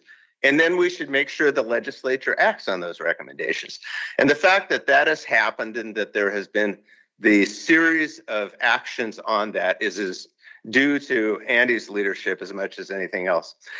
With that introduction, I'm going to ask Andy to talk about the specific project that he's working with SkyNRG, who SkyNRG is, what they're working on now, and how they're ensuring that that's a sustainable project. Andy. Thanks, Ross. I appreciate the very kind and maybe slightly exaggerated introduction, but thank you. Really glad to be with you. So great to see so many friends in the room, and very excited to share with you a little bit about SkyNRG and Project Widgeon, which is our Washington State project, and all of the momentum that we have for this project right now. I'm going to use my notes because it's hard to see the screen, but that screen is unbelievable. So I'm sneaking back in here for the Super Bowl. If anybody wants to join me, welcome. You can see the screen down there. Yeah, well, that one's a little, I'm good either way. So let's see. Okay. All right. So first, a little bit about SkyNRG. We're a Dutch company founded about 15 years ago and based in Amsterdam. And SkyNRG, 15 years old for a sustainable aviation fuel company is really old, because the industry is really not much older than that.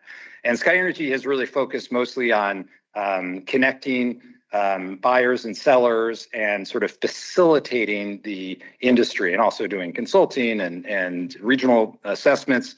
But what the founders of our company really realized a few years ago was what the industry really needs is production. And so we still do all those other things, but now we're really focused on production. So we have 3 plants, sustainable aviation fuel plants, that are currently under development. The first one is in the Netherlands, and that's going to be a HEFA project. The second one that I'll mention is Project Skycraft, which is in Sweden, and it is a e-fuels project. And then Project Widgeon, which is here in Washington State, which I'll talk a lot more about. So SkyNRG has SkyNRG BV, which is the Dutch company, and then we have a subsidiary, SkyNRG Americas, and that's who is developing the Washington State project. And SkyNRG's largest investor is Macquarie, an Australian company. It's the largest infrastructure asset manager in the world, and really with a green focus. So diving right into Project Widgeon, it's a 50 million gallon a year SAF facility located in Eastern Washington.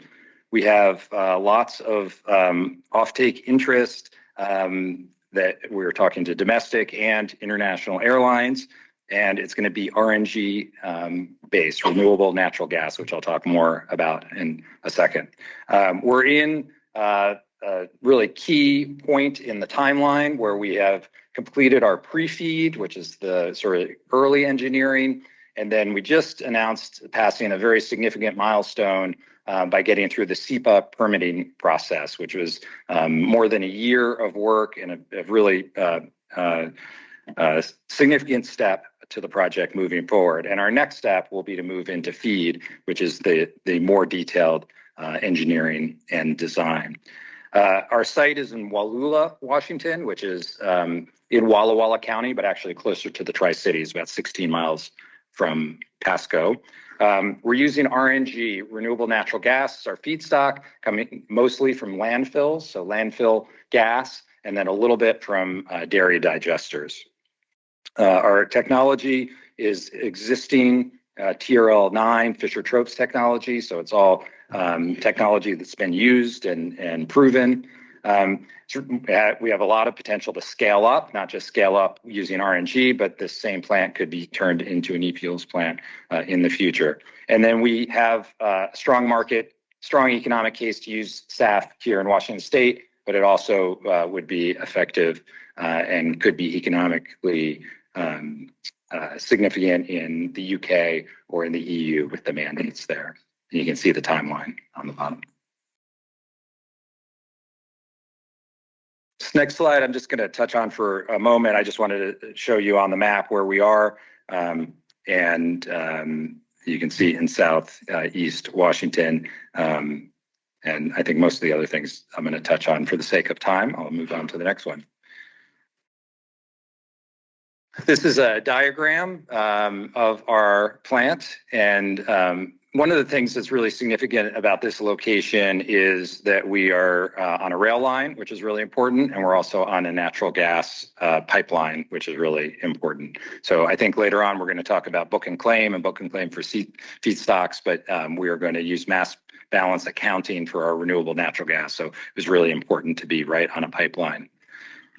You'll see also in this diagram on the right side is a dairy digester, which won't be in the first phase of the project, but we may be able to create the RNG right on site.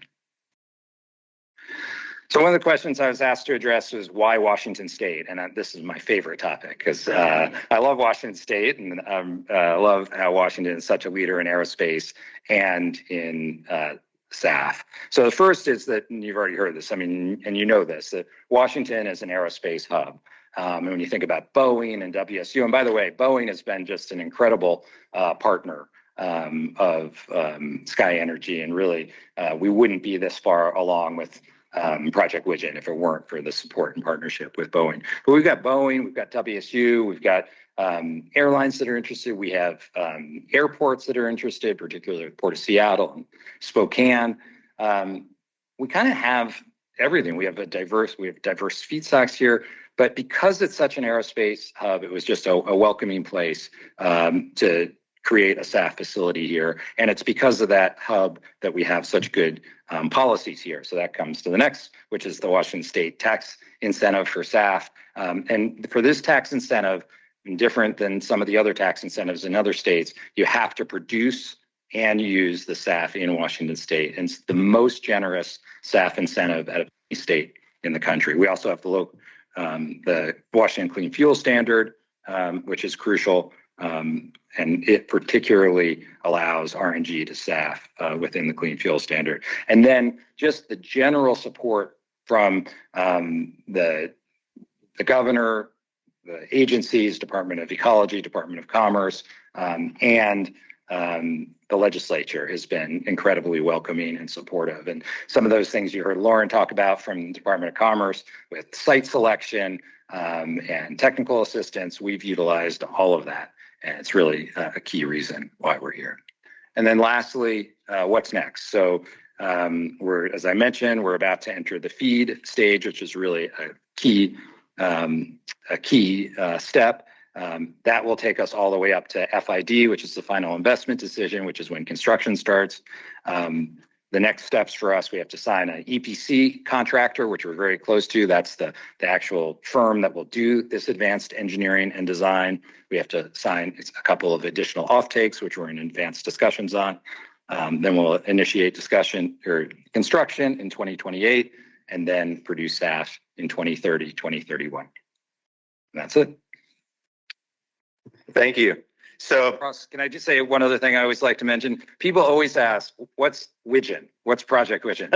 So all of our US plants, but we only have one that we've announced that's far enough along in development, but they're all named after a bird that is also a plane. So you can look up what a widgeon is. there you go. There you go. Well, so I mentioned we've been working on SAF for a long time, and the exciting thing is we're finally getting plants that are under construction in Washington State, or in that stage of being permitted and being built. And so our next speaker is working on another one of those in Moses Lake.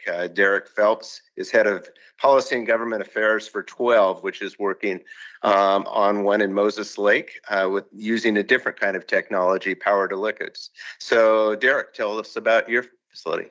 Thank you, Ross.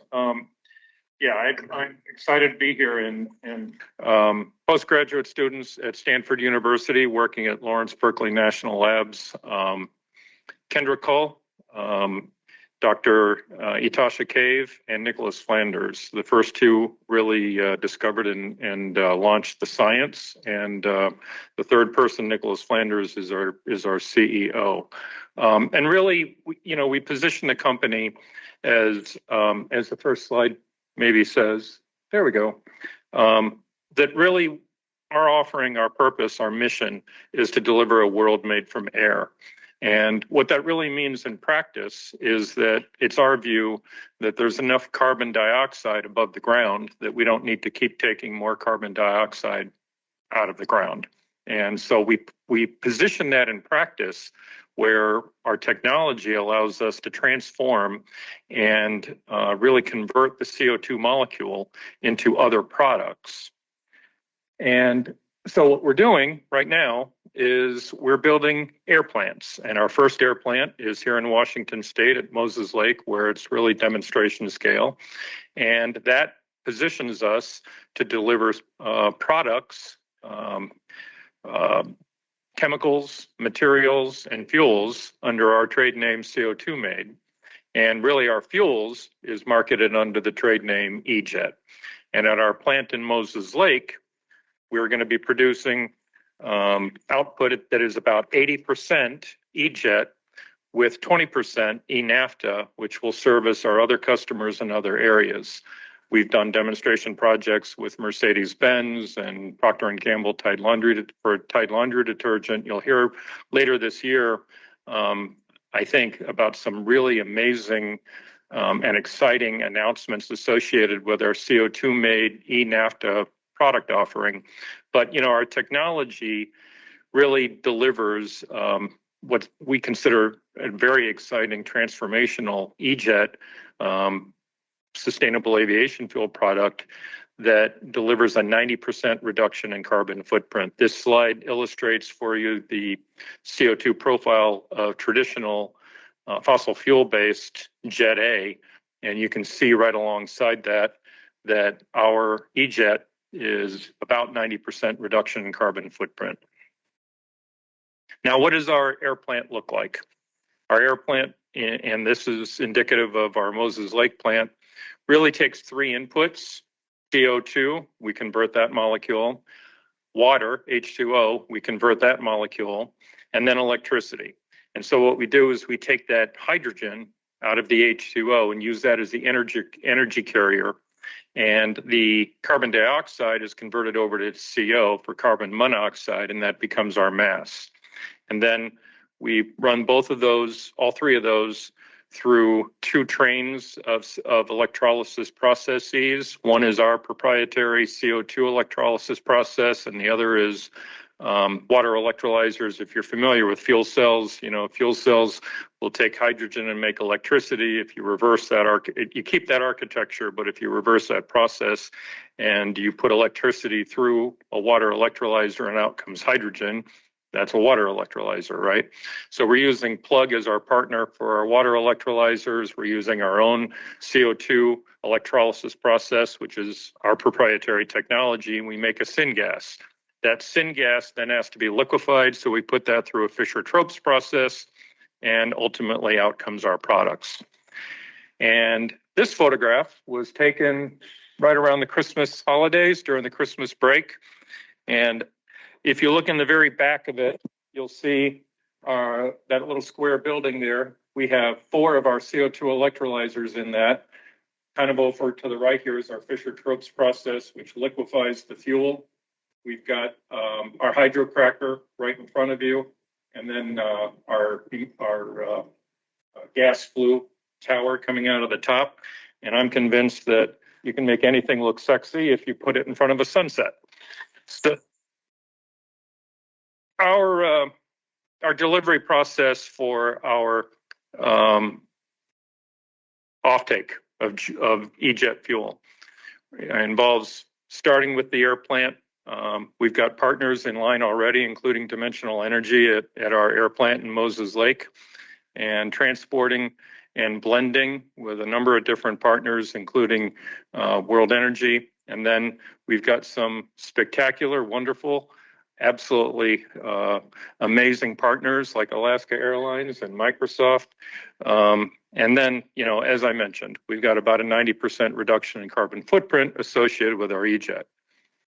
Happy to say that we've got about $3 billion in contracted offtake right now through partners like International Airlines Group and British Airways, Aer Lingus, Alaska Airlines, and Saba, and Microsoft. A lot of these companies and others that I'm not even mentioning yet are early partners in investing in our technology and our business pathway, and are also positioned to be off-takers once we go into our commercial phase. We have completed our plant at Moses Lake. We are now starting to light it up very, very, very slowly. We're taking about a week or two to light up each piece of the plant, kind of make sure that, you know, each piece integrates nicely with the next piece. It'll take us about a month to 6 weeks because, boy, we don't want to break anything. The supply line for getting replacement parts could be awful. It would inject a year or more of delay. So we're trying very hard to make sure that nothing goes sideways as we start it up. But once we do, which will be in the next few weeks, we will be making fuel until we get to about 1,000 gallons. And then once we're at 1,000 gallons, we're going to be doing our first flight with Alaska Airlines. And that'll involve a flight that'll run from SeaTac down to San Francisco, we anticipate. Nice, exciting ribbon cutting in Moses Lake associated with a first flight that'll probably be in the early part of the second quarter, kind of thinking May. And then right after that, I anticipate we'll be announcing the location of our first commercial scale plant. That'll be about $1 billion to build that, and we'll be breaking ground by the end of this year. Won't surprise you to learn that that's probably going to be in the Midwest. We're looking at states, including North Dakota, all the way down to northern Texas. We're very close to making a decision on that. You know, you look at plants up north, you can get CO2 at a good price. You know, you look at plants down south, you can get hydrogen at a good price, but you also have to factor in the value and the cost of the electricity with all of this. Because did I mention our technology is, you know, PTL, power to liquids. So the cost of electricity, the cost of the electrons is a very big deal for us. But We're excited because this is the year that we bring E-Jet to the world, and we're going to be doing it from Moses Lake in Washington State. And I want to call out, you know, incredible policy leaders like Andy Billig. You know, we've got wonderful partners that we've been working with all the way from, you know, Governor Inslee, who was at our groundbreaking in the summer of 23. And, you know, we're hopeful that we'll have Governor Ferguson there when we do our ribbon cutting this spring. You know, amazing legislators that we've been talking to. The Department of Ecology has been open and accessible. And, you know, we feel every day that they share our commitment to bring, you know, sustainable aviation fuel to the world and to keep Washington State as the center of the universe for that. So thank you very much. Thanks, Derek. So turning from the producers to airlines, who are the ones who are going to be using most of this fuel. So we're excited to have Courtney Unruh, who is Vice President for Sustainable Aviation Fuel at Qantas. Prior to that, she also ran the SAF program at Alaska for a number of years. So Courtney, what's going on at Qantas and why are you so excited about this stuff? Thanks for the intro. I thought maybe first I should start with who Qantas is, because a lot of you probably have either not had the privilege of flying Qantas or maybe have never even heard of us. So first off, that is not misspelled. That is how you spell it. There is no U. I know that's very hard for us Americans to understand. But Qantas has been around for over 100 years and we're based in Sydney, Australia. So it's an Australian airline. We do fly all around the world. So we have a lot of US flights up and down the West Coast. We fly to Canada, Europe, South Africa, all around the world. And our mission really is to connect Australia to the world. If you haven't flown to Australia, it is a really, really long flight. A wonderful flight on Qantas, might I add, but a very long flight. Australia is quite isolated. It is an island and it takes 15 hours from LA to get there. And so folks in Australia need aviation more than many other countries you would think need aviation. And so the aviation industry down there is incredibly vital, and it is a huge part of why we continue to operate so strongly down there. To be able to be around for the next 100 years, we have very strong and ambitious climate goals. And so the first two are near-term climate goals to reach 10% SAF in our operation by 2030 and to curb our emissions by 25%. That goal is very ambitious and really exciting. The third one, this one is a typo. It is our mission to reach net zero by 2050, but that's absolutely supposed to say emissions. So that one, yeah, you can call me out on. But that's our longer term goal. So to reach net zero emissions by 2050. And much of that will encompass SAF within our operations. You'll see some other pillars beyond just SAF below. So much of the stuff that Ryan talked about is incorporated in our larger plan to reach net zero. But SAF will be a huge component of how we get there. And then you'll see some other pieces at the bottom as well. So we have a strong investment strategy I'll talk a little bit more about. We're partnering closely with corporate customers to help make SAF a reality, and government and policy is absolutely key to pulling all of this off. I only have 2 slides. This is my second one. I know policy was talked about a ton beforehand, but I think that this map highlights nicely how important policy is to actually making SAF a reality. And much of the regions that are circled in red have supportive SAF policy. And much of the regions where there is no SAF production, or you'll see Australia down there that only has 2% of anticipated SAF production by 2030, there is no policy in place. And so this is a key goal for us moving forward to get to 2050, is to create a domestic SAF industry in Australia and to have a supportive SAF policy in place in Australia. So if you're a producer in this room and you haven't looked at Australia as a place to set up shop, please do come talk to me. I'm hopeful to have more announcements on policy in the next year or so. We're working really closely with the government there to make it happen. And we will not reach our goals without a domestic SAF industry in Australia. So this is absolutely vital for Qantas. About 70% of our flights originate in Australia. We have to have SAF there to reach that goal. The other interesting part, and a reason I was actually asked to be on this panel, is why would we even be interested in SAF in the US? And I wanted to talk a little bit about the fact that without a domestic SAF industry in Australia, we have to look elsewhere to where we'll get our supply, at least in the next decade or so. SAF plants are not built overnight. We've talked a lot about that. And so while we're setting up shop there, we're looking to the US, to Canada, to Europe to purchase SAF and to partner with corporate customers in making that happen.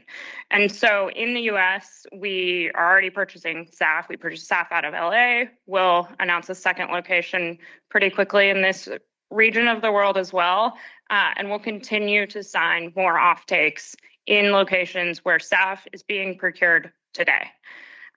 And that is our main opportunity to get SAF in the near term and hit our 2030 goal. So you'll see Qantas, even though we maybe don't do a ton of business in Seattle, you'll see us continuing to purchase SAF in areas where we don't always travel to. Thank you. So next we have the corporate side. Lauren Kickham is Director of Markets and Investment and Energy Connectivity and Sustainability Team for Microsoft. So Lauren, interested in you talking about why Microsoft is investing in this area, how you're interested in looking at SAF as a way of meeting your Scope 3 commitments, and what kind of SAF you're interested in investing in. Thank you so much, Ross, and to CETI and to all of you for your continued attention. Lauren Kickham. I'm, as Ross mentioned, on Microsoft's Central Sustainability Team. And at Microsoft, our sustainability work really starts with us addressing our own climate impact and footprint. And at the same time, working with our partners, our customers, markets to move the solutions forward at scale so we can all meet our commitments and global decarbonization. In 2020, we announced bold sustainability commitments to be carbon negative, water positive, zero waste, and protect ecosystems by 2030. We're now, mid-decade, a little bit past that, and are steadfast in that commitment and those commitments to reach those goals by 2030, and we're staying very focused on where we need to have impact to really move the needle for ourselves and for others. How are we doing? We are making great progress in certain areas. For example, our carbon-free electricity program's grown 18-fold since 2020. We have diverted waste on the order of 114,000 metric tons. A couple other things in here, and you can also check out our sustainability report. And to be clear, there's still a lot of work left to be done. Our emissions have increased 23% since our 2020 baseline, driven in large part by rapid AI growth and cloud expansion. And that means we do need to be incredibly focused on where our emissions are and what we can do to lower them. If you dig into those emissions numbers, 97% of that is from our Scope 3 footprint. Mm-hmm. This is our supply chain. It's manufacturing, it's construction, it's transportation. And this is where our big decarbonization hurdles remain. And it brings us squarely to this panel and this topic. The fuel that we use, that we burn to move our employees, to move our vendors, to move our products like Surface devices or Xboxes, to moving the things that we need to put into data centers, our racks and our servers, that creates a footprint, an emissions footprint from burning that fuel. So then what do we do about that? There's, to start with, always reducing your emissions through behavior change and through working with our suppliers to help them change what they're doing. It's, travel less, ship more efficiently, for sure. The other way that we think about it, what our team, my colleague Bella and I, Bella's here too, we focus on also building markets. And as we think about building markets, we look at it through this flywheel approach, where you have three core levers: demand, capital, and technology, where demand is really pulling forward the market by sending those signals, hey, we need more of this.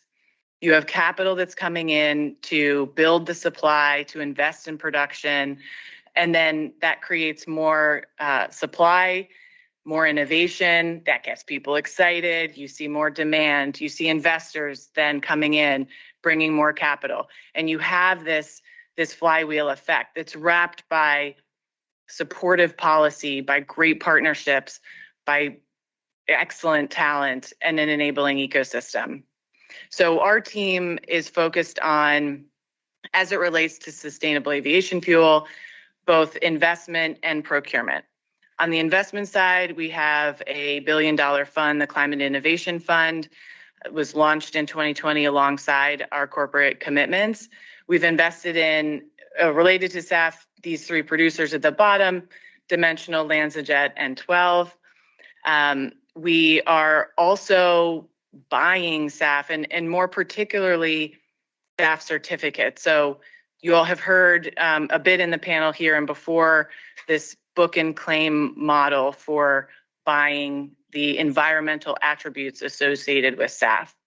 This is a really important tool for us because SAF is not available at every airport.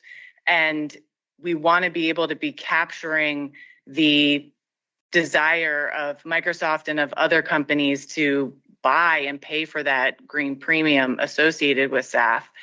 And if you're going to tag it onto a particular aircraft, that gets pretty tough. So the book and claim model separates the environmental attribute from the physical molecule and is tracked, verified, and certified so that we have confidence when we go to then retire that claim in our inventory or in our data fact sheet that you can see, that we get that environmental benefit. So we've been purchasing SAF since 2019. We've inked over 15 contracts around this, including a really important first of a kind long-term SAF agreement, SAF-C, SAF certificate agreement, in 2023 that was a 10-year offtake, which is really important to providing producers the confidence to go out and build, investors the confidence that this is a bankable project, that there's going to be people that want to buy what you're producing. So that was really big for our company. And then 2024 was the first year that we actually reported lower emissions from these SAF certificates in our inventory. We use something called management criteria we could get into, but this has been our journey around sustainable aviation fuel so far, and very excited to talk more about any other topic that we want on this. So awesome. Thank you. And so, Tim, tell us about the efforts that you're leading to really take this to scale in the region. Right. Thank you very much, Ross. Really glad to be with you all today. It really doesn't matter that I've been working in this industry a long time, but what this Cascadia thing is all about, it's about bringing the collective community together and addressing many of the systems issues that this industry faces that allow us not to scale. The industry and the sector is, as everybody's pointed out, one of the most difficult decarbonization tasks that we have to date to address. Cascadia is really focused on developing and building regional production that results in about 1 billion gallons to start with. And that comes from the ability that we have as a region. I mean, if you think about who we are as a region, this region is the center of aviation innovation with Boeing. There's no question about that. We have the most effective and sort of the most effective policy that the policymakers have laid down in Washington and Oregon, in particular British Columbia. That is a key component of the success. We wouldn't be in this room today talking about this really from a real substantive standpoint if it wasn't for the Climate Commitment Act and the Clean Fuel Standard and the tax incentive systems that are in place in Washington and British Columbia and in Oregon. And so really important to understand why we're here. And the goal of Cascadia is all about, sorry about it, I should advance my slides.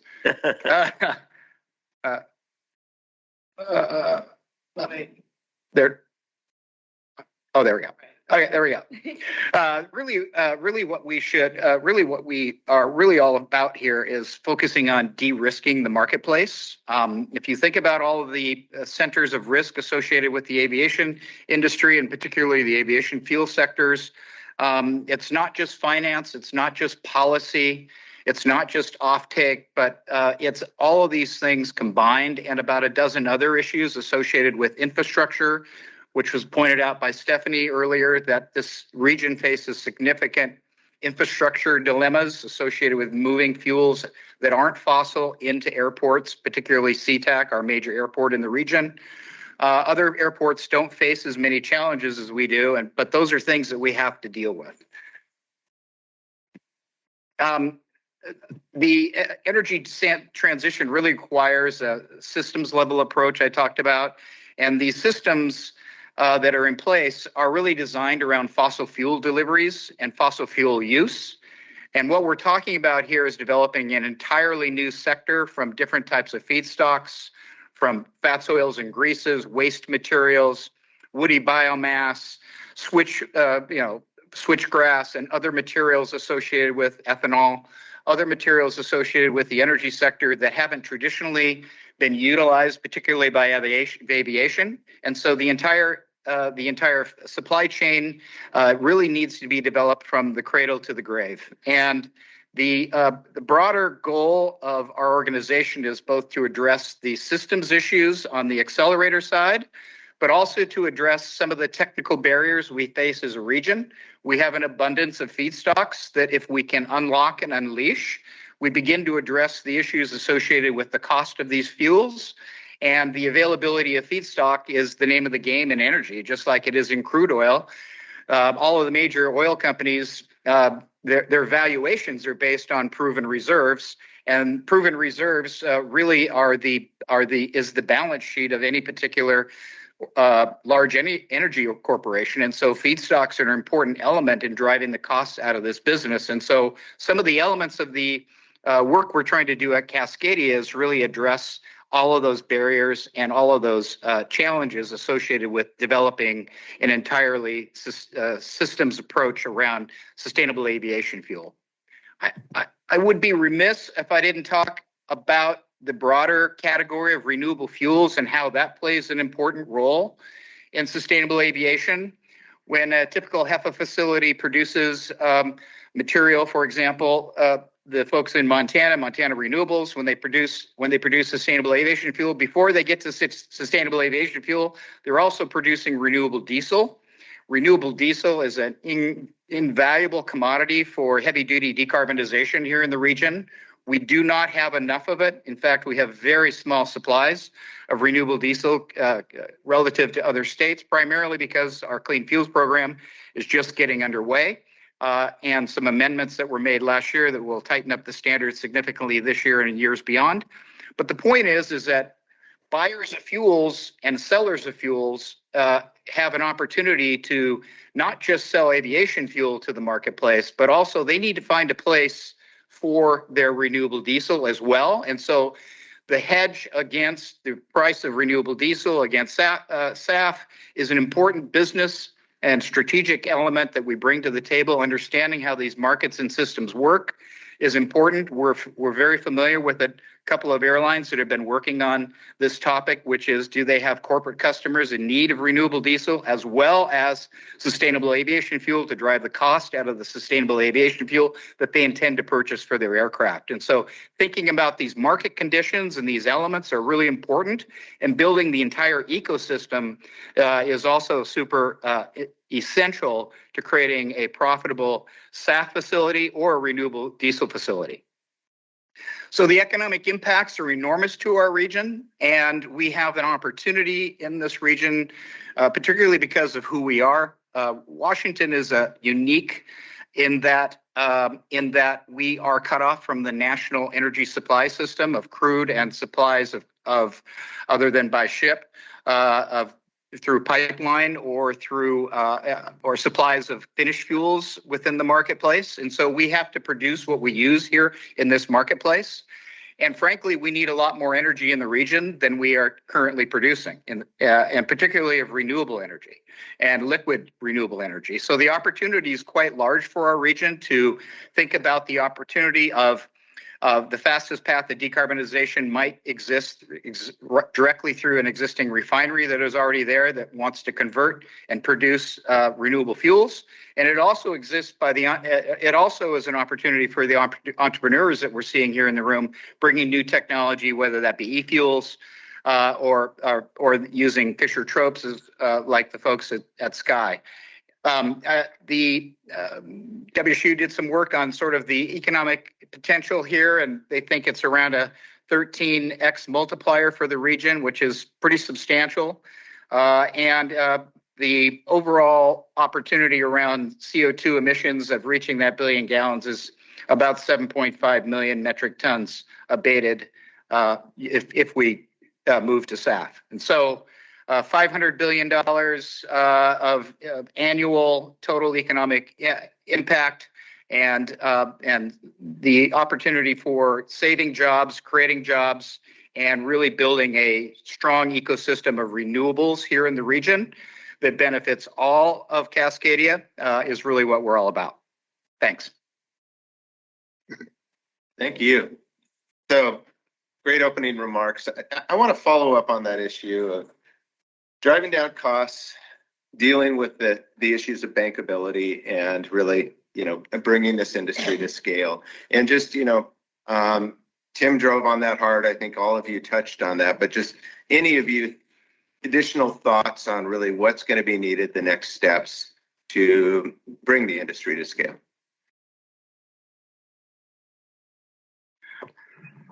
Andy's ready to go. Go for it. I think so. The big barrier is making the $1 billion, $2 billion, $3 billion investment to actually build the SAF facility. You think about the oil industry, they built these things 50, 60 years ago. They're all fully depreciated. We're starting from scratch. And so when you think about building all of that infrastructure from scratch now, there's a lot of risk. And so the challenge to scalability is about who's going to take that risk, how do you share that risk, how can government play in helping to bring down some of the risk by having good policies like Washington has done and the federal government has done as well. So I think that's the biggest obstacle is how do you figure out the risk analysis? So, investors or banks that are going to loan money to a producer or invest money, they don't want to take all the risk because they're putting out billions of dollars. So, you go to the airlines and say, well, why don't you take the risk? Well, they say, well, we'll take some risk, but, and it's just about how do you figure that out? And I think the answer is going to be a little bit from everybody, and everybody's got to share in that risk. And I appreciate, and I think the other thing it's going to take is some broad thinkers, because I had one airline say to me, we love the project, but we'll just buy it. We'll buy the SAF. We'll commit after you've built it. Like we can't commit to 10 years. We'll just, why don't you follow up when you can do shorter term agreements? And of course, there is no project. if nobody does a 10-year offtake. And so it's how do you get in front of that? And when you have companies like Microsoft, you have companies like Boeing who are taking this broader outlook and say, hey, we actually want to be the catalyst to help make this happen. So we'll take a little more risk. You have some airlines that are a little bit broader thing and say, we'll take a little bit of this risk. And you have great investors and to say, we'll take a little bit of risk. But anyway, that's the answer. It's a tough puzzle to put together, but to me, that's the biggest obstacle. Dick? I would really echo, and I did it again. I would really echo and agree with much of what Andy said there. A couple of interesting other observations, though. You know, as you focus on market adoption, you need to see that there's a market for the product. And what we've observed at 12 is that there really is no dismantling or lessening of the market's appetite for SAF. If you have SAF today, if you have a tank full of SAF, you're not going to have any trouble finding somebody to buy it. There's a lot of companies anxious to buy your product. Obviously, there's a price point conversation that has to happen, but there's a lot of appetite to acquire SAF, which is why we're seeing, you know, such an appetite to contract for us even before we make the product. But as Andy was saying, you know, getting that capital is a big deal and it's really hard. And threading that needle requires consistency of policy and incentives. Much of my work is focused on trying to get, you know, the different states to adopt the same definition for SAF because they don't all want to do that, and trying to get them all to have continuity of SAF levels because they don't all want to do that. Meanwhile, what's interesting is that while we've seen a number of states, and Washington's really at the forefront providing leadership around state incentives, you know, the federal government's been a little bit schizophrenic of late around, you know, just how much they want to provide in the way of policy certainty at the federal level. Not true overseas, not true in Europe. And we are at a risk of kind of falling behind and letting other larger, you know, governmental agencies and organizations assume a role of leadership here. So there's an opportunity for us to reassert ourselves. And I'm optimistic we're going to see that fairly soon, probably in the next Congress.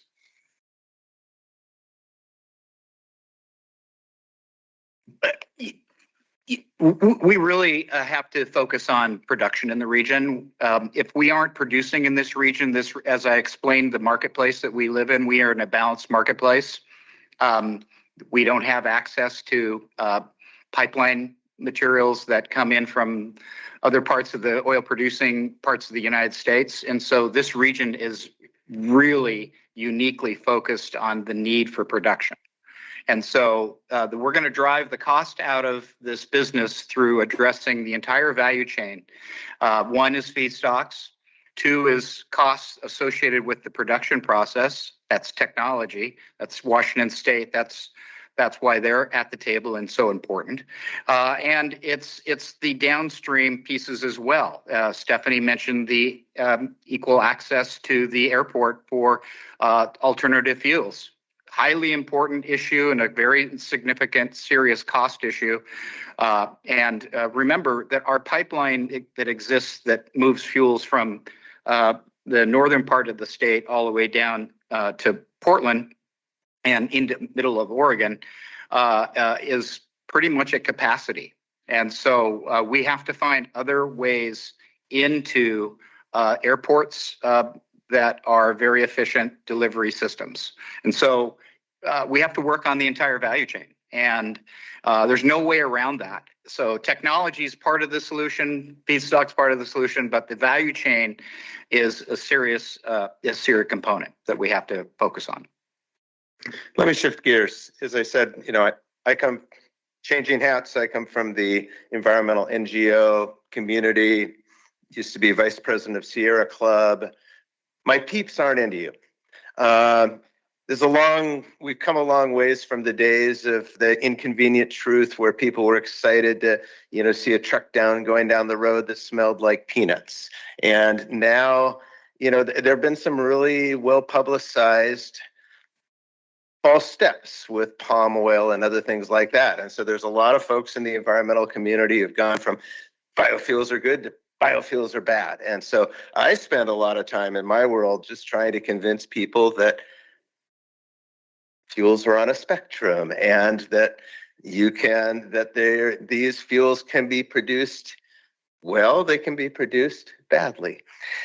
How do we address the public skepticism about biofuels and SAFs? And how do we ensure that sustainable fuels actually, it isn't just a label, that they're actually meeting sustainability criteria, that they're addressing environmental justice criteria, and also addressing the local issues that need to be addressed?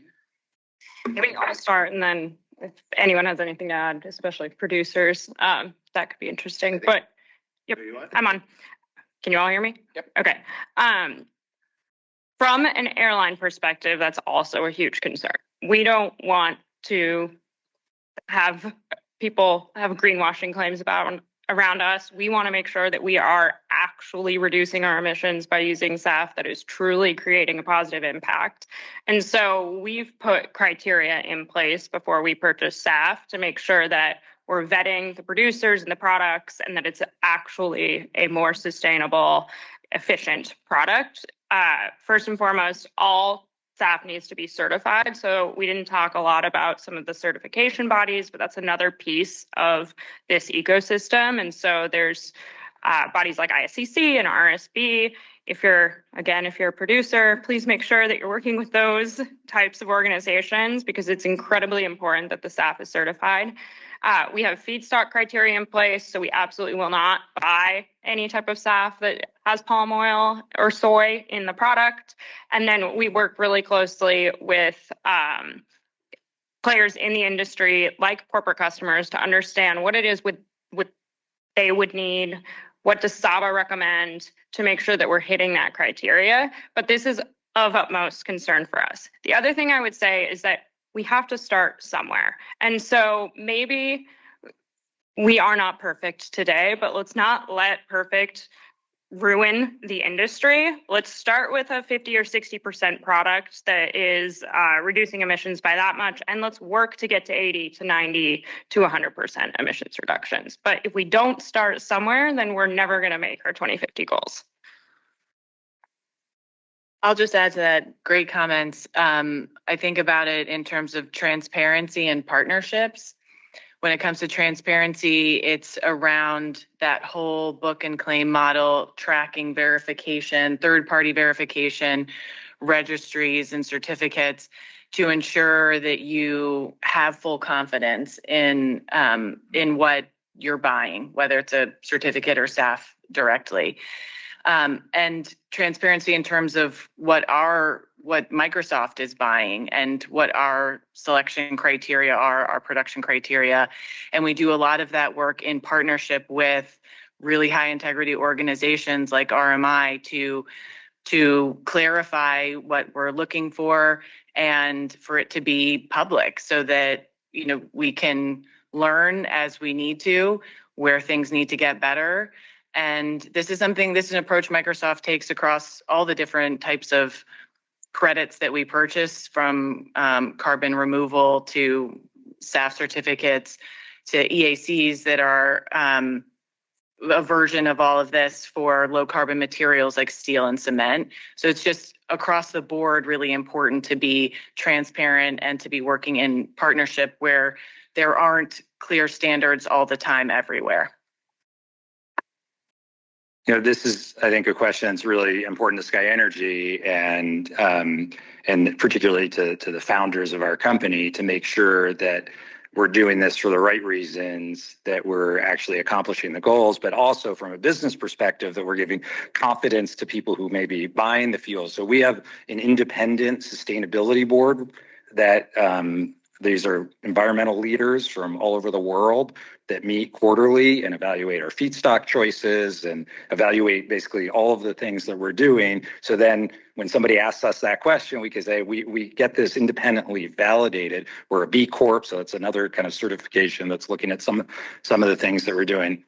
So, I mean, hopefully it's legit, but it has to be transparent as well. The other thing, though, I say to my environmental friends, I'm an environmentalist, but my environmental friends who are skeptics of SAF, is to say one of the things, especially in this moment in time, that's really important is this is one of the few climate policies where we can make a lot of progress, even with a federal government that may not be as excited about fighting climate change. And the reason is that this is an incredibly bipartisan issue because, and you can, people have heard me say this before, but this is a bobblehead issue. People just nod when you start talking about sustainable aviation fuel because it works for climate, obviously, it works for air quality, but it also works for jobs and rural economic development. It works for energy security. And so I say, environmental community, let's go all in, especially now, because we can make so much progress no matter what the political situation is. Well, folks who know me know that I can love the sound of my own voice, and I could ask questions and keep going all time. But we did promise to have time for audience questions. So if anyone has hands, I'll watch for them. Otherwise, I can keep asking questions for a little bit longer. Seen any hands? Good. Kathy. Yeah, so the speakers have touched on this a little bit indirectly with the comments about palm oil and all of that, but how much does the feedstock matter here, and how robust are the life cycle analyses really looking into what does it matter what we start with? Why don't I start with that? And it really matters. Feedstock waste material is the lowest carbon intensity material you can find. Obviously, a clean electron would be very clean. But the point is that we have very robust accounting systems associated with our understanding of what the carbon intensity of these feedstocks are and how they are impacted in the refining systems. The example is the GREET model that was created by the Department of Energy in 1972, and it's in use by almost every Western nation in the world today as the sort of the gold standard of carbon accounting. And so we have and the folks at Argonne National Laboratory, Dr. Wang, who invented that strategy and technology, has known him for a long time. And I can just say that, the work done there is done on a regular basis and updated on a regular interval. So GREET is constantly being innovated upon and becoming more and more and more accurate. So there are a number of models out there. There's indirect land use. There's these other factors associated with the carbon accounting. There's a lot of discussion around indirect land use today. This is not going to be an indirect land use pitch. I'm not going to get into that, but it's very controversial. So the point is that we have an abundance of criteria and science associated with carbon intensity and sustainability factors associated with renewable fuels. And probably one of the most looked upon industries in the sector is that industry. Anyone else? I mean, Other questions? Yeah, it matters.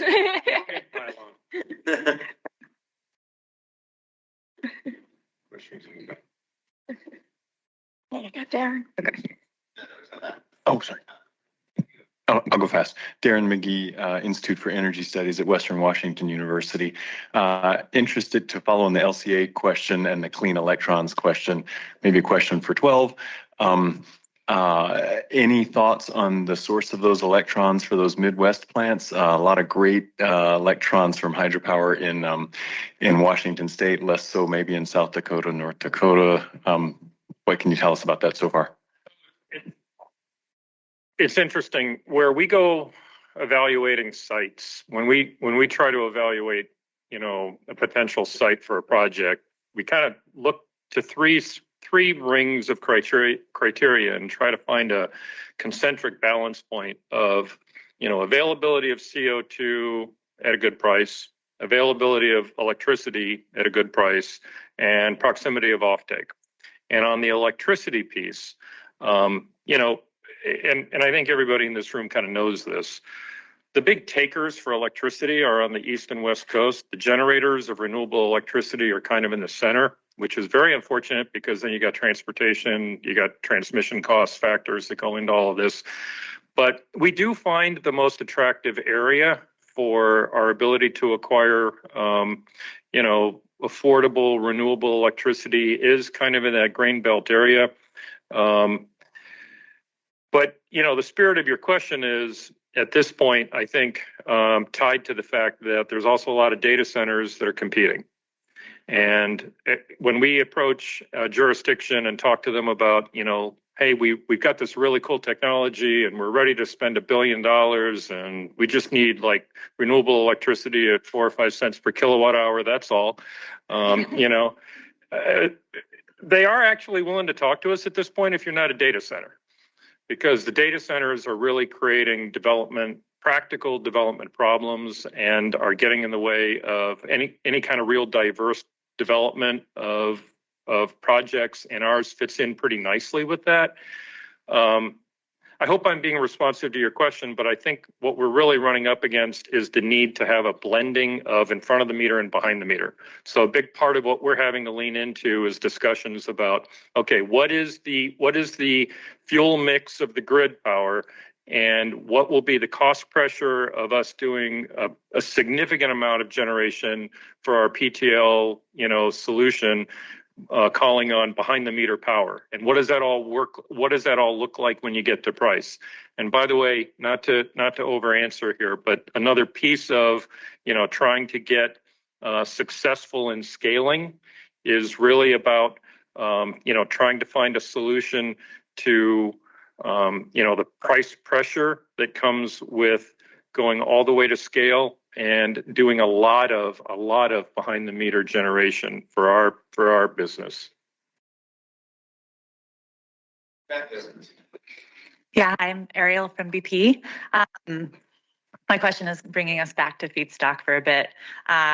Don't need to go into the ILUC conversations, but it's kind of in the same trend. So feedstock availability was mentioned as a big gap or a big constraint, as well as a key impact to our transition to net zero through biofuels and through SAF.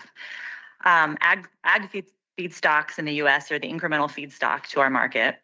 Many ag feeds are being produced in a more sustainable way, new farming practices, lots of different technology improvements there, and with new options such as cover crops and different novel seeds. So how do each of you see ag feedstocks and ag-based SAF playing a role in the transition when there's a big gap in production to the global ambitions? I'll start. I think ag feedstocks are an essential component to the mix of feedstocks that we use. There's been tremendous progress made on farming practices and other things associated with farming that have reduced the carbon intensity of their process substantially. One only needs to look at the pathways filed by agriculture producers of ethanol and biodiesel in the state of California, where you see a 30% and 31% decrease in the carbon intensity of those feedstocks associated with those processes. And that's a direct result of the policy that's in place in California. So we think agricultural feedstocks, or I do anyways, ag feedstocks are an important part of the component. Yeah, we also think they're an important part of the component. Important component. I think that going back to maybe they're not perfect comment, we can start there. You saw on Jason's slide, I believe it was, there's a ton of HEFA production and plants planned. That will likely be agricultural feedstocks that go there, but there are more lower CI options available. And so getting the industry to move to lower CI options as we evolve will be a key goal of Qantas. But starting with what's available and making that as efficient as possible is a secondary goal as well. Just one quick point to add. When you think about ag feedstocks, I think, and maybe hearing your question, I think many people would think of crops, canola and everything, but also remember that renewable natural gas from a dairy or swine digester is also an agricultural waste product, and is definitely a great way to make SAF. I think we have time for one more audience question. Hi, good afternoon. Stephanie Self at the Washington State Department of Commerce. This question came up for me in the first panel, but I thought it might be interesting to ask it to this one. I was interested in the information about the big gaps between announced capacity and actual delivered SAF. And I imagine there's many, but I was wondering if any of you would like to speak to what you see as the biggest causes of that gap. I think it's the financial risk that the industry faces associated with investments, and the availability of capital associated with that risk is number one. I think the lack of durability at the federal level and their policy structure has been a major disincentive, particularly to Wall Street's interest in participating, particularly in the nth plant. I see that as a substantial barrier. However, the West Coast has played a significant role in sort of preventing that from being the case here. However, I also see the other challenges associated with feedstock and reliability of various sources for feed to your facility as another pretty hefty risk associated with those investments.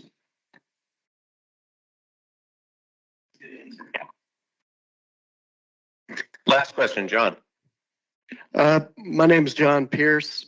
It's part question, part comment. The comment is, having done a lot of work in Australia, Northwest Shelf, Woodside, all that, and with Fortescue, that's some of the cheapest electrons going, and it has a huge capacity, just empty space, lots of sun, and could be built on the backbone of the LNG infrastructure that's already there.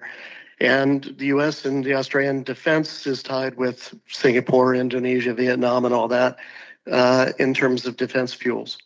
I'm wondering if Qantas, I'm assuming you're nodding your head, you might have looked at that, and it's a destination we're looking at it to put e-fuel facilities there now.